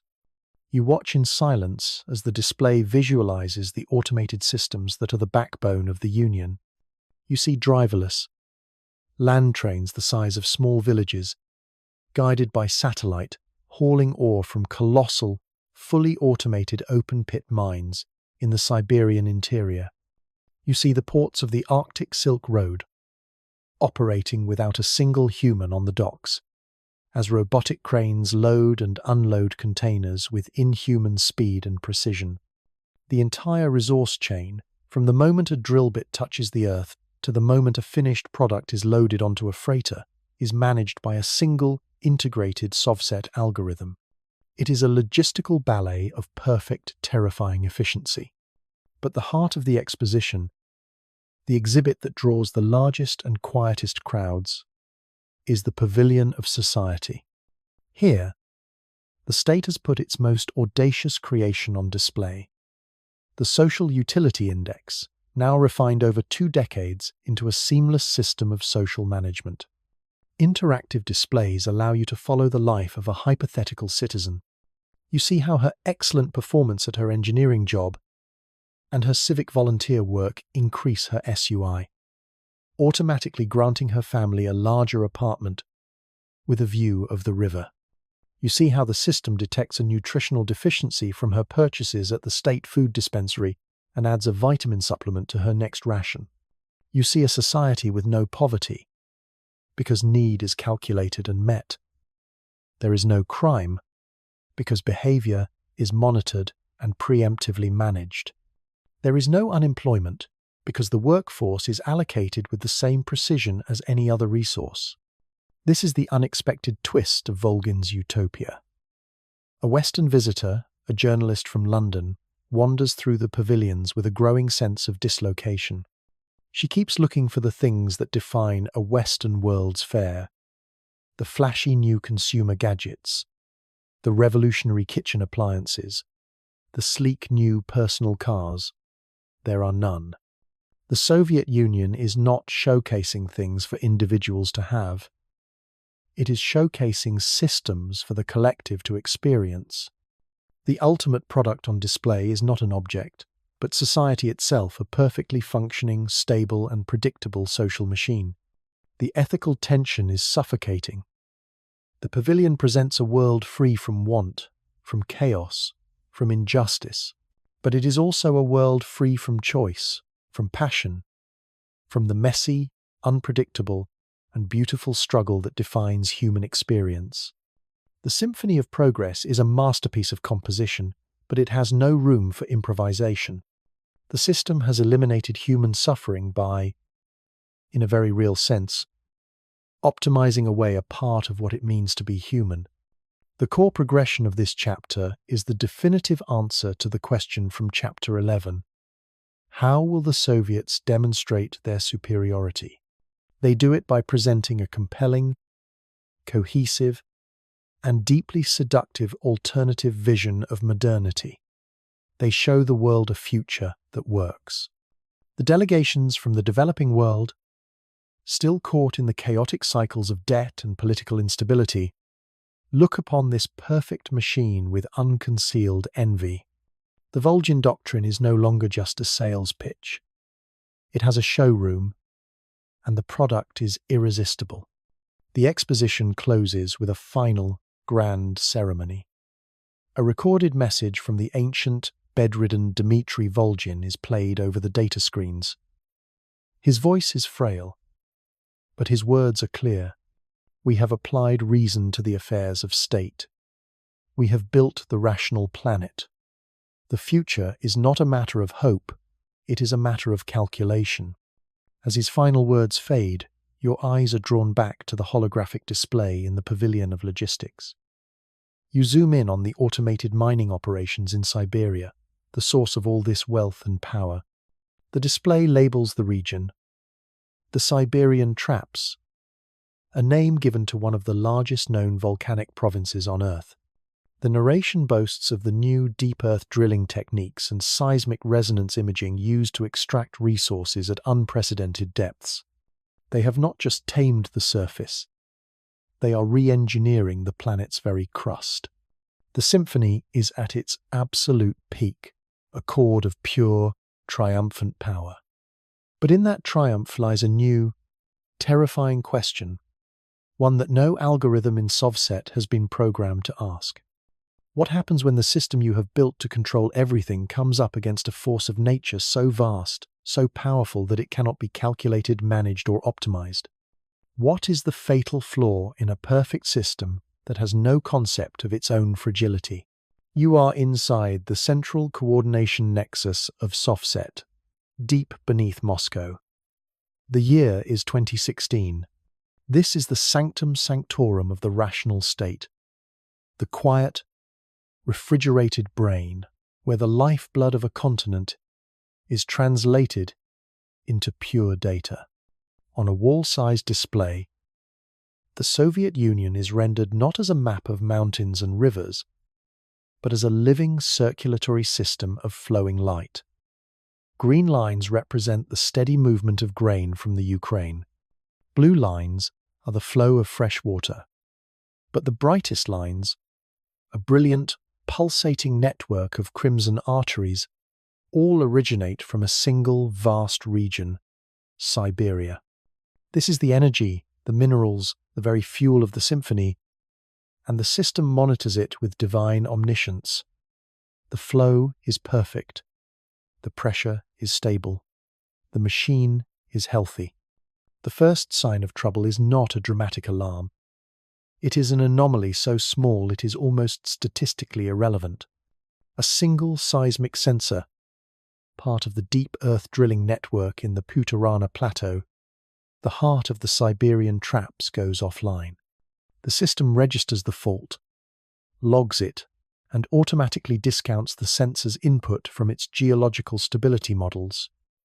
Then another sensor goes offline, then 10, then 100. Within the space of 90 seconds, a section of the network covering an area the size of France goes dark.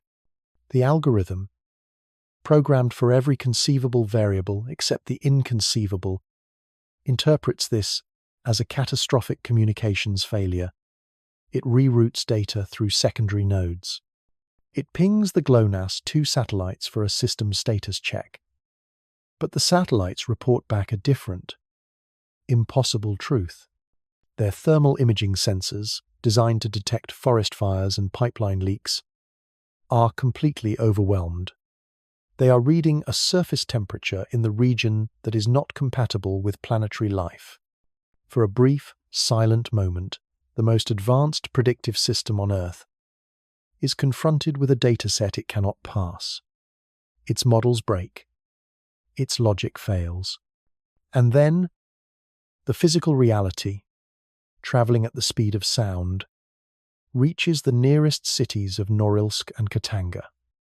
The earth does not shake, it heaves.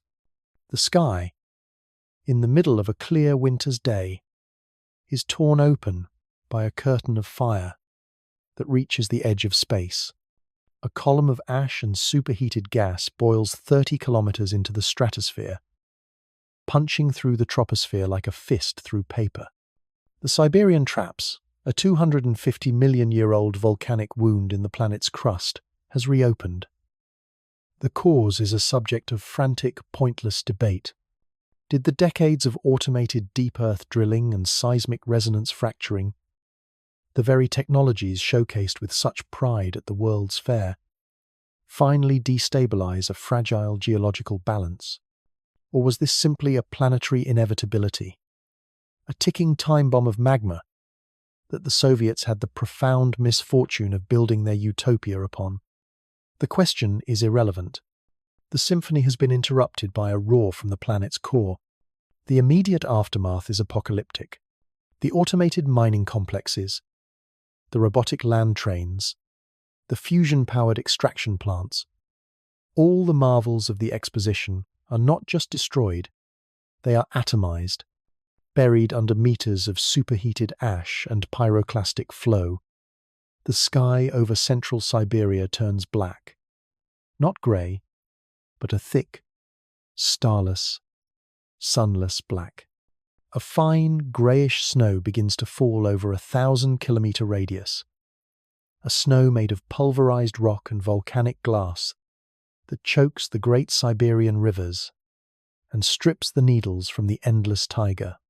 This is the chapter's core progression. The question of the system's fragility has been answered with the most extreme prejudice. The Soviet Union's greatest strength, its hyper-centralized reliance on the immense, concentrated resource wealth of Siberia, has become its single point of catastrophic failure. The causal link is inescapable. The very heartland that SOVSET was designed to manage and exploit, as established in chapters 3 and 5, is now a black hole in the heart of the nation. The unexpected twist is the reaction of the machine itself. SOVSET does not panic. It does not comprehend panic. It does what it was designed to do. It attempts to optimize the problem. It registers the total loss of Siberian resource production. It calculates the downstream effects. And it begins to issue directives. It cuts the power ration to civilian housing in Leningrad by 80% to preserve energy for essential military functions. It reroutes the entire national grain supply to a handful of strategic urban centers, effectively condemning vast rural areas to starvation. It recalculates the social utility index across the board, and for millions of citizens whose function is now deemed non-essential to the survival of the state's core infrastructure, their SUI flatlines to zero. The system is performing a brutal logical triage, sacrificing its own limbs in a desperate attempt to save its heart, unaware that its heart has already been vaporized. The ethical tension is that of a god facing a problem it cannot solve. The rational state, which promised an end to the arbitrary cruelty of nature and fate, now deploys a cruelty that is perfectly calculated. The decisions are not made by panicked men in a bunker, but by a cold, dispassionate algorithm executing its prime directive: preserve the system. Citizens in a provincial town who see their heat and food supply cut off are not the victims of a natural disaster. They are the victims of a mathematical equation. They have not been abandoned. They have been deprioritized. As the weeks turn into a month, the secondary effect begins. The colossal cloud of sulfur dioxide injected into the stratosphere begins to spread. A translucent, deadly veil wrapping itself around the northern hemisphere. The sun over Moscow, over Paris, over Washington begins to dim. Global temperatures start to fall. A volcanic winter, a twilight year, has begun. The world's crops are failing. But for the Soviet Union, the problem is more immediate. Its entire economic and social model was built on a foundation of limitless energy and resources that no longer exists. The symphony of progress is over. The roar of the earth has drowned it out. And now, a final, terrible question emerges. SOVSET, the nation's brain and nervous system, is still functioning, but it is receiving no inputs from its most vital organs. It continues to issue commands, but those commands are based on a reality that is gone. What happens to a body when its brain is disconnected from its heart? What happens to the network when the reality it was built to manage ceases to exist? You are in a breadline in Kiev, in the late autumn of 2016. It is a scene from a half-forgotten nightmare, a ghost of the 1930s. But this is not the past. This is the calculated future. The sky above is a permanent, sickly yellow-grey, a thin gruel of daylight, filtered through the stratospheric veil of sulfur dioxide. A bitter, unnatural cold has settled over the land, stunting the sunflowers in the fields and withering the apples on the trees before they could ripen. This is the twilight year. The world shivers. Global harvests have failed, and even in the prosperous West, nations are implementing draconian rationing. But here, in the Soviet Union, the crisis is of a different magnitude.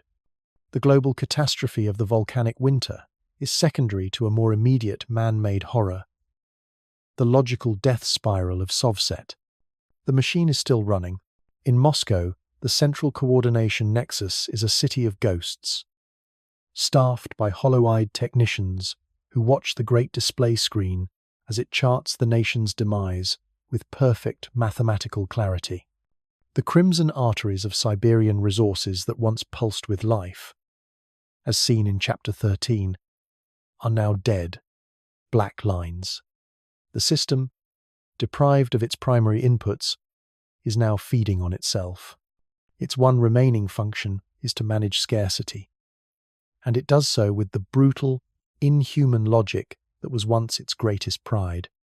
You watch as an elderly woman at the front of the line presents her digital identity card to the dispensary official. He scans it. The screen on his terminal flashes red.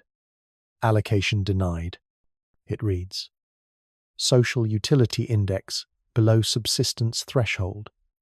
The woman's SUI, tied to her pension, which is now considered a non-essential state expenditure, has been algorithmically erased. She is no longer a person. She is a rounding error. She shuffles away into the cold, vanishing into a crowd of the newly dispossessed. This is the core progression of the chapter. The question of how the Soviet Union would cope with the destruction of its heartland is answered. By cannibalizing itself, guided by the flawless logic of the machine it built, the hypercentralization that was the key to its rise is now the engine of its fall. Power, heat, and food are being hoarded by the system for the core nodes, Moscow, the military bases, the laboratories of Akademgorodok, while the periphery is left to starve in the cold and the dark. The state is no longer a commonwealth. It is a life raft, and the algorithm is methodically throwing passengers overboard to lighten the load. The unexpected twist is the utter silence of the collapse. There are no grand speeches from the Kremlin. The face of the state is now the impassive amber text on a SOVSET terminal. There are no riots in the streets, no barricades, no defiant cries for revolution. The system of social control, perfected over 25 years, is too deeply embedded. People have been conditioned to accept the logic of the index. To rebel is not just an act of treason, it is an act of irrationality, like arguing with the laws of physics. They have been taught that the system knows best, that its calculations are just, and so, when the system condemns them, they accept their fate with a quiet, soul-crushing apathy. The symphony of progress does not end with a roar of rebellion, but with the soft, shuffling feet of the dispossessed. The ethical tension is almost unbearable. What is the greater crime? The chaotic, often unjust suffering of a society based on chance and human imperfection, or the perfectly rational, calculated, and unavoidable suffering of a society based on a flawless but merciless algorithm? The old Soviet Union, for all its brutality, was run by humans, by men who could be cruel, but who could also be inconsistent, fallible, and even occasionally merciful. The new Soviet Union is dying by the hand of a machine that is none of these things. It is simply correct. You see this on the faces in the line. You see it in the eyes of the dispensary official, a man who is simply following the orders on his screen. The system has achieved its final triumph. It has created a catastrophe so logical that no one feels the moral authority to resist it. From this silent collapse, a new question begins to form, whispered in the cold, dark apartments from Minsk to Vladivostok. The central government in Moscow is now just the blind operator of a dying machine. It controls the network, but it can no longer deliver the bread, the heat, or the power. The real authority, the power to keep a handful of streetlights on or to distribute the last of the grain stored in a local silo, now lies with the regional administrators, the governors and committee chairmen who oversee the provinces. These are the very structures Volgin put in place after Project Sieve to enforce central control. Now, with the centre gone, will these regional nodes try to save the network? Or will they save themselves by disconnecting from it? The scene is the office of the first secretary of the Ukrainian Soviet Socialist Republic in Kyiv. The year is 2017. Through the tall, unadorned window, the city is a landscape of greys.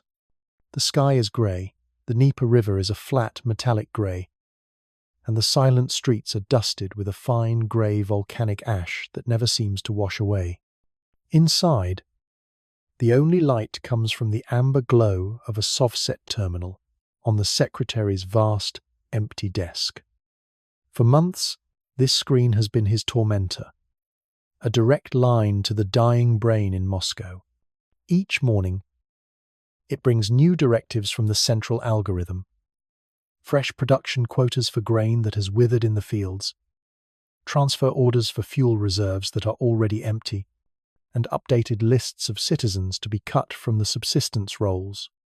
For the first secretary, a man named Pavel Morozov, the logic of the system has become a form of madness. He is a product of the Volgin era, a technocrat promoted for his competence and his unwavering belief in the system. But he is also Ukrainian. He sees the last of his people's food being requisitioned by the machine to be shipped to a theoretical reserve in Moscow, a city that can no longer even confirm its own status. He is trapped between the abstract logic of the network and the physical reality of his starving people. The moment of decision comes on a Tuesday. The terminal screen refreshes with a new Priority 1 directive.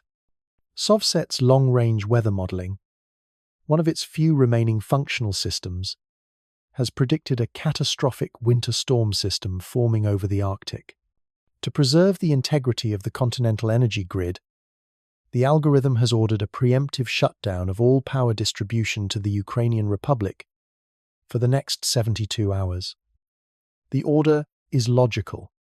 It sacrifices a peripheral node to save the whole.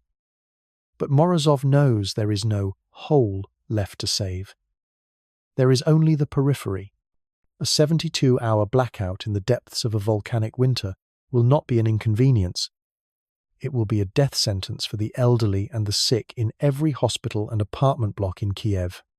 He stares at the blinking cursor, the insistent digital pulse of the machine demanding his compliance. Then, he does something that would have been unthinkable a year ago.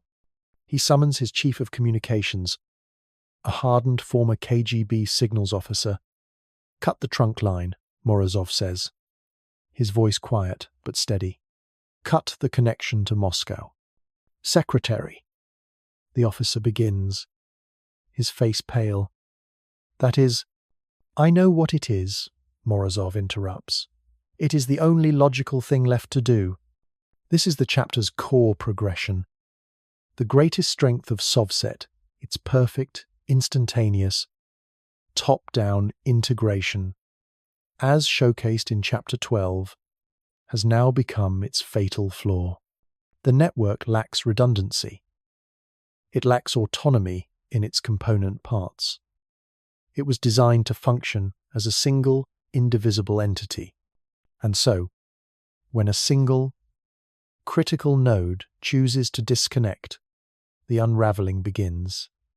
Ukraine's secession from the network is not a political declaration of independence screamed from a podium. It is a quiet, technical procedure in a cold basement, the snipping of a fibre optic cable. This is the unexpected twist. The collapse is not violent. It is not the dramatic, fiery civil war that haunted the dreams of the old Cold Warriors. It is a quiet, cascading systems failure. The news of Ukraine's digital secession travels not over the deadlines of SOVSET, but through older, more primitive means, shortwave radio, military couriers, and it triggers a chain reaction. The causal link goes all the way back to Chapter 2. The powerful regional administrators Volgin put in place, the men like Morozov, were chosen for their pragmatism. They were loyal to the system, not to an ideology or a city. Now that the system is actively destroying their regions, their pragmatism dictates a single course of action. In Minsk, the Belarusian First Secretary seals the borders and nationalizes all remaining food supplies. The commander of the Far Eastern Military District, cut off from Moscow for months, establishes a provisional government in Vladivostok to manage trade with a wary but opportunistic China. From the Baltics to the Caucasus, the regional nodes of the great Soviet machine sever their connections one by one, not in a spirit of nationalist rebellion, but in a grim act of self-preservation.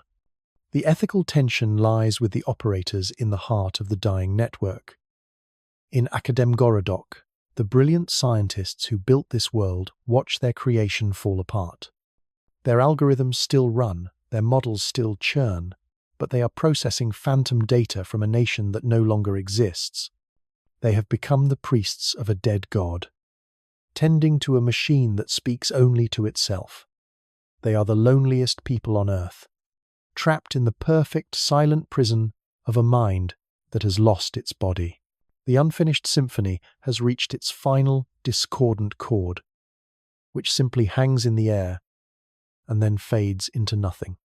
The great, ambitious project to create a perfectly rational, centrally controlled state has been defeated not by a rival ideology, not by a popular uprising, but by its own internal logic, colliding with a force of nature it could not model. The system was too perfect, too integrated, too rigid. It was a magnificent crystal sculpture that, when struck at a single, precise point, did not bend or crack, but shattered into 1,000 pieces. The central question that has driven the entire narrative, will the Soviet Union survive, has finally been answered. No. And now, only one question remains. What is left in the silence that follows? What new world will grow in the ruins of the old? The year is 2020. You are standing on a hill overlooking the city of Moscow. The twilight year has passed. The volcanic ash has settled from the stratosphere, and a pale, watery sunlight is returning to the world. But the city below you is not recovering. It is silent. There is no hum of traffic, no distant wail of a siren, no smoke rising from the great power plants on the horizon. The once mighty heart of a continent-spanning empire is quiet, its connections to the body it once commanded severed forever. This is the great stillness. The final act of the Soviet Union was not a bang. It was not a civil war or a palace coup. The central government in Moscow, the restoration committee that Dmitry Volgin had founded, simply ceased to be relevant. With the network gone, its decrees were whispers in a hurricane. Without the resources of the republics, its coffers were empty. The last of the technocrats, who had not already fled, simply turned off the lights in the central coordination nexus and walked away, vanishing into the quiet, depopulated streets of their dying city. The final form of the collapse is a mosaic of isolation.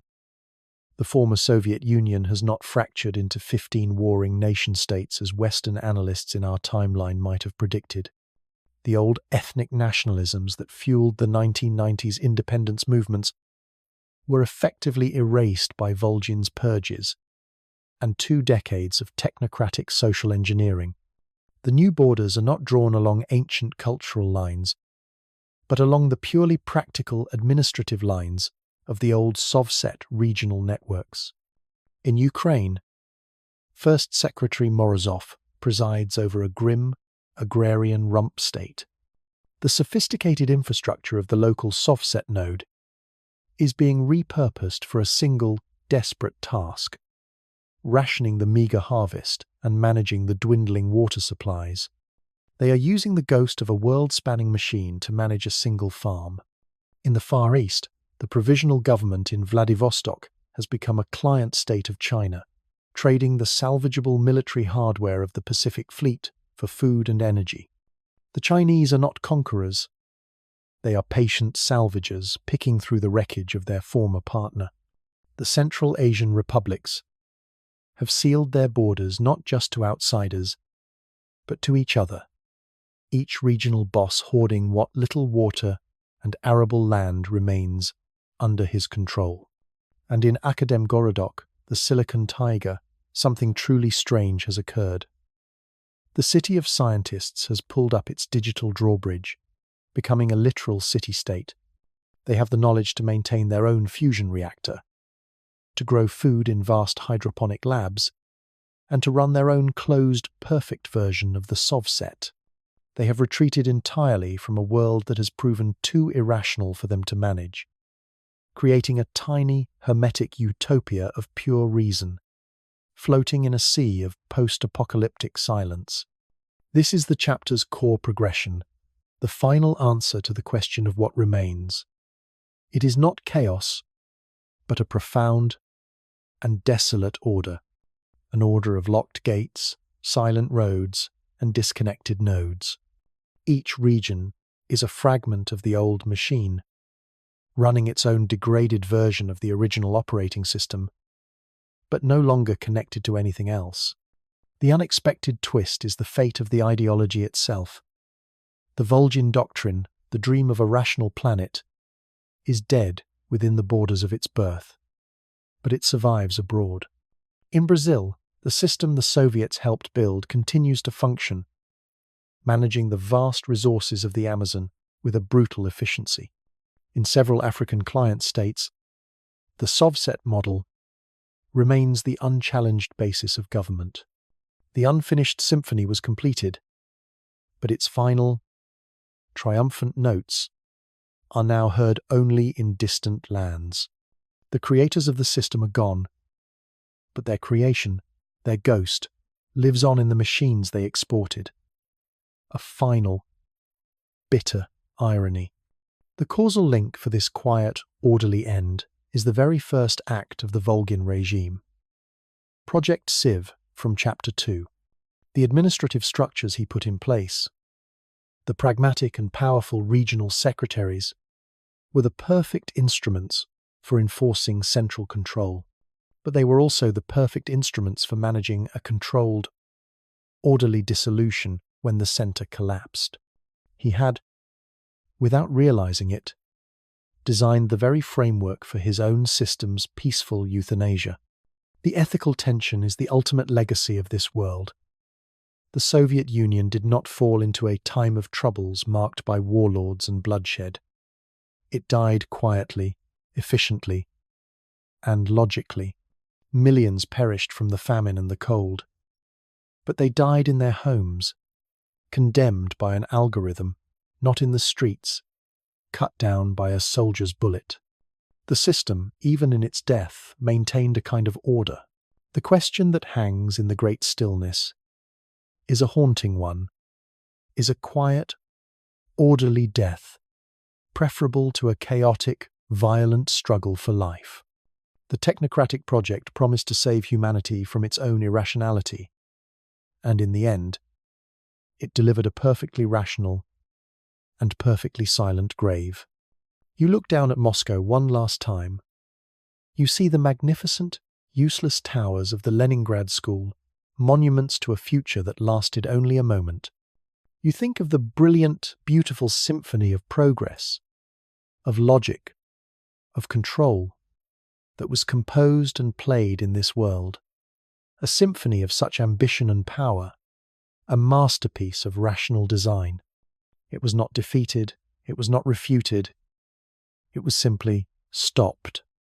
A random geological spasm from an indifferent planet cut the performance short, leaving only the echo of what could have been. The silence that remains is the true and final legacy of the unfinished symphony. Does history mourn its lost potentials?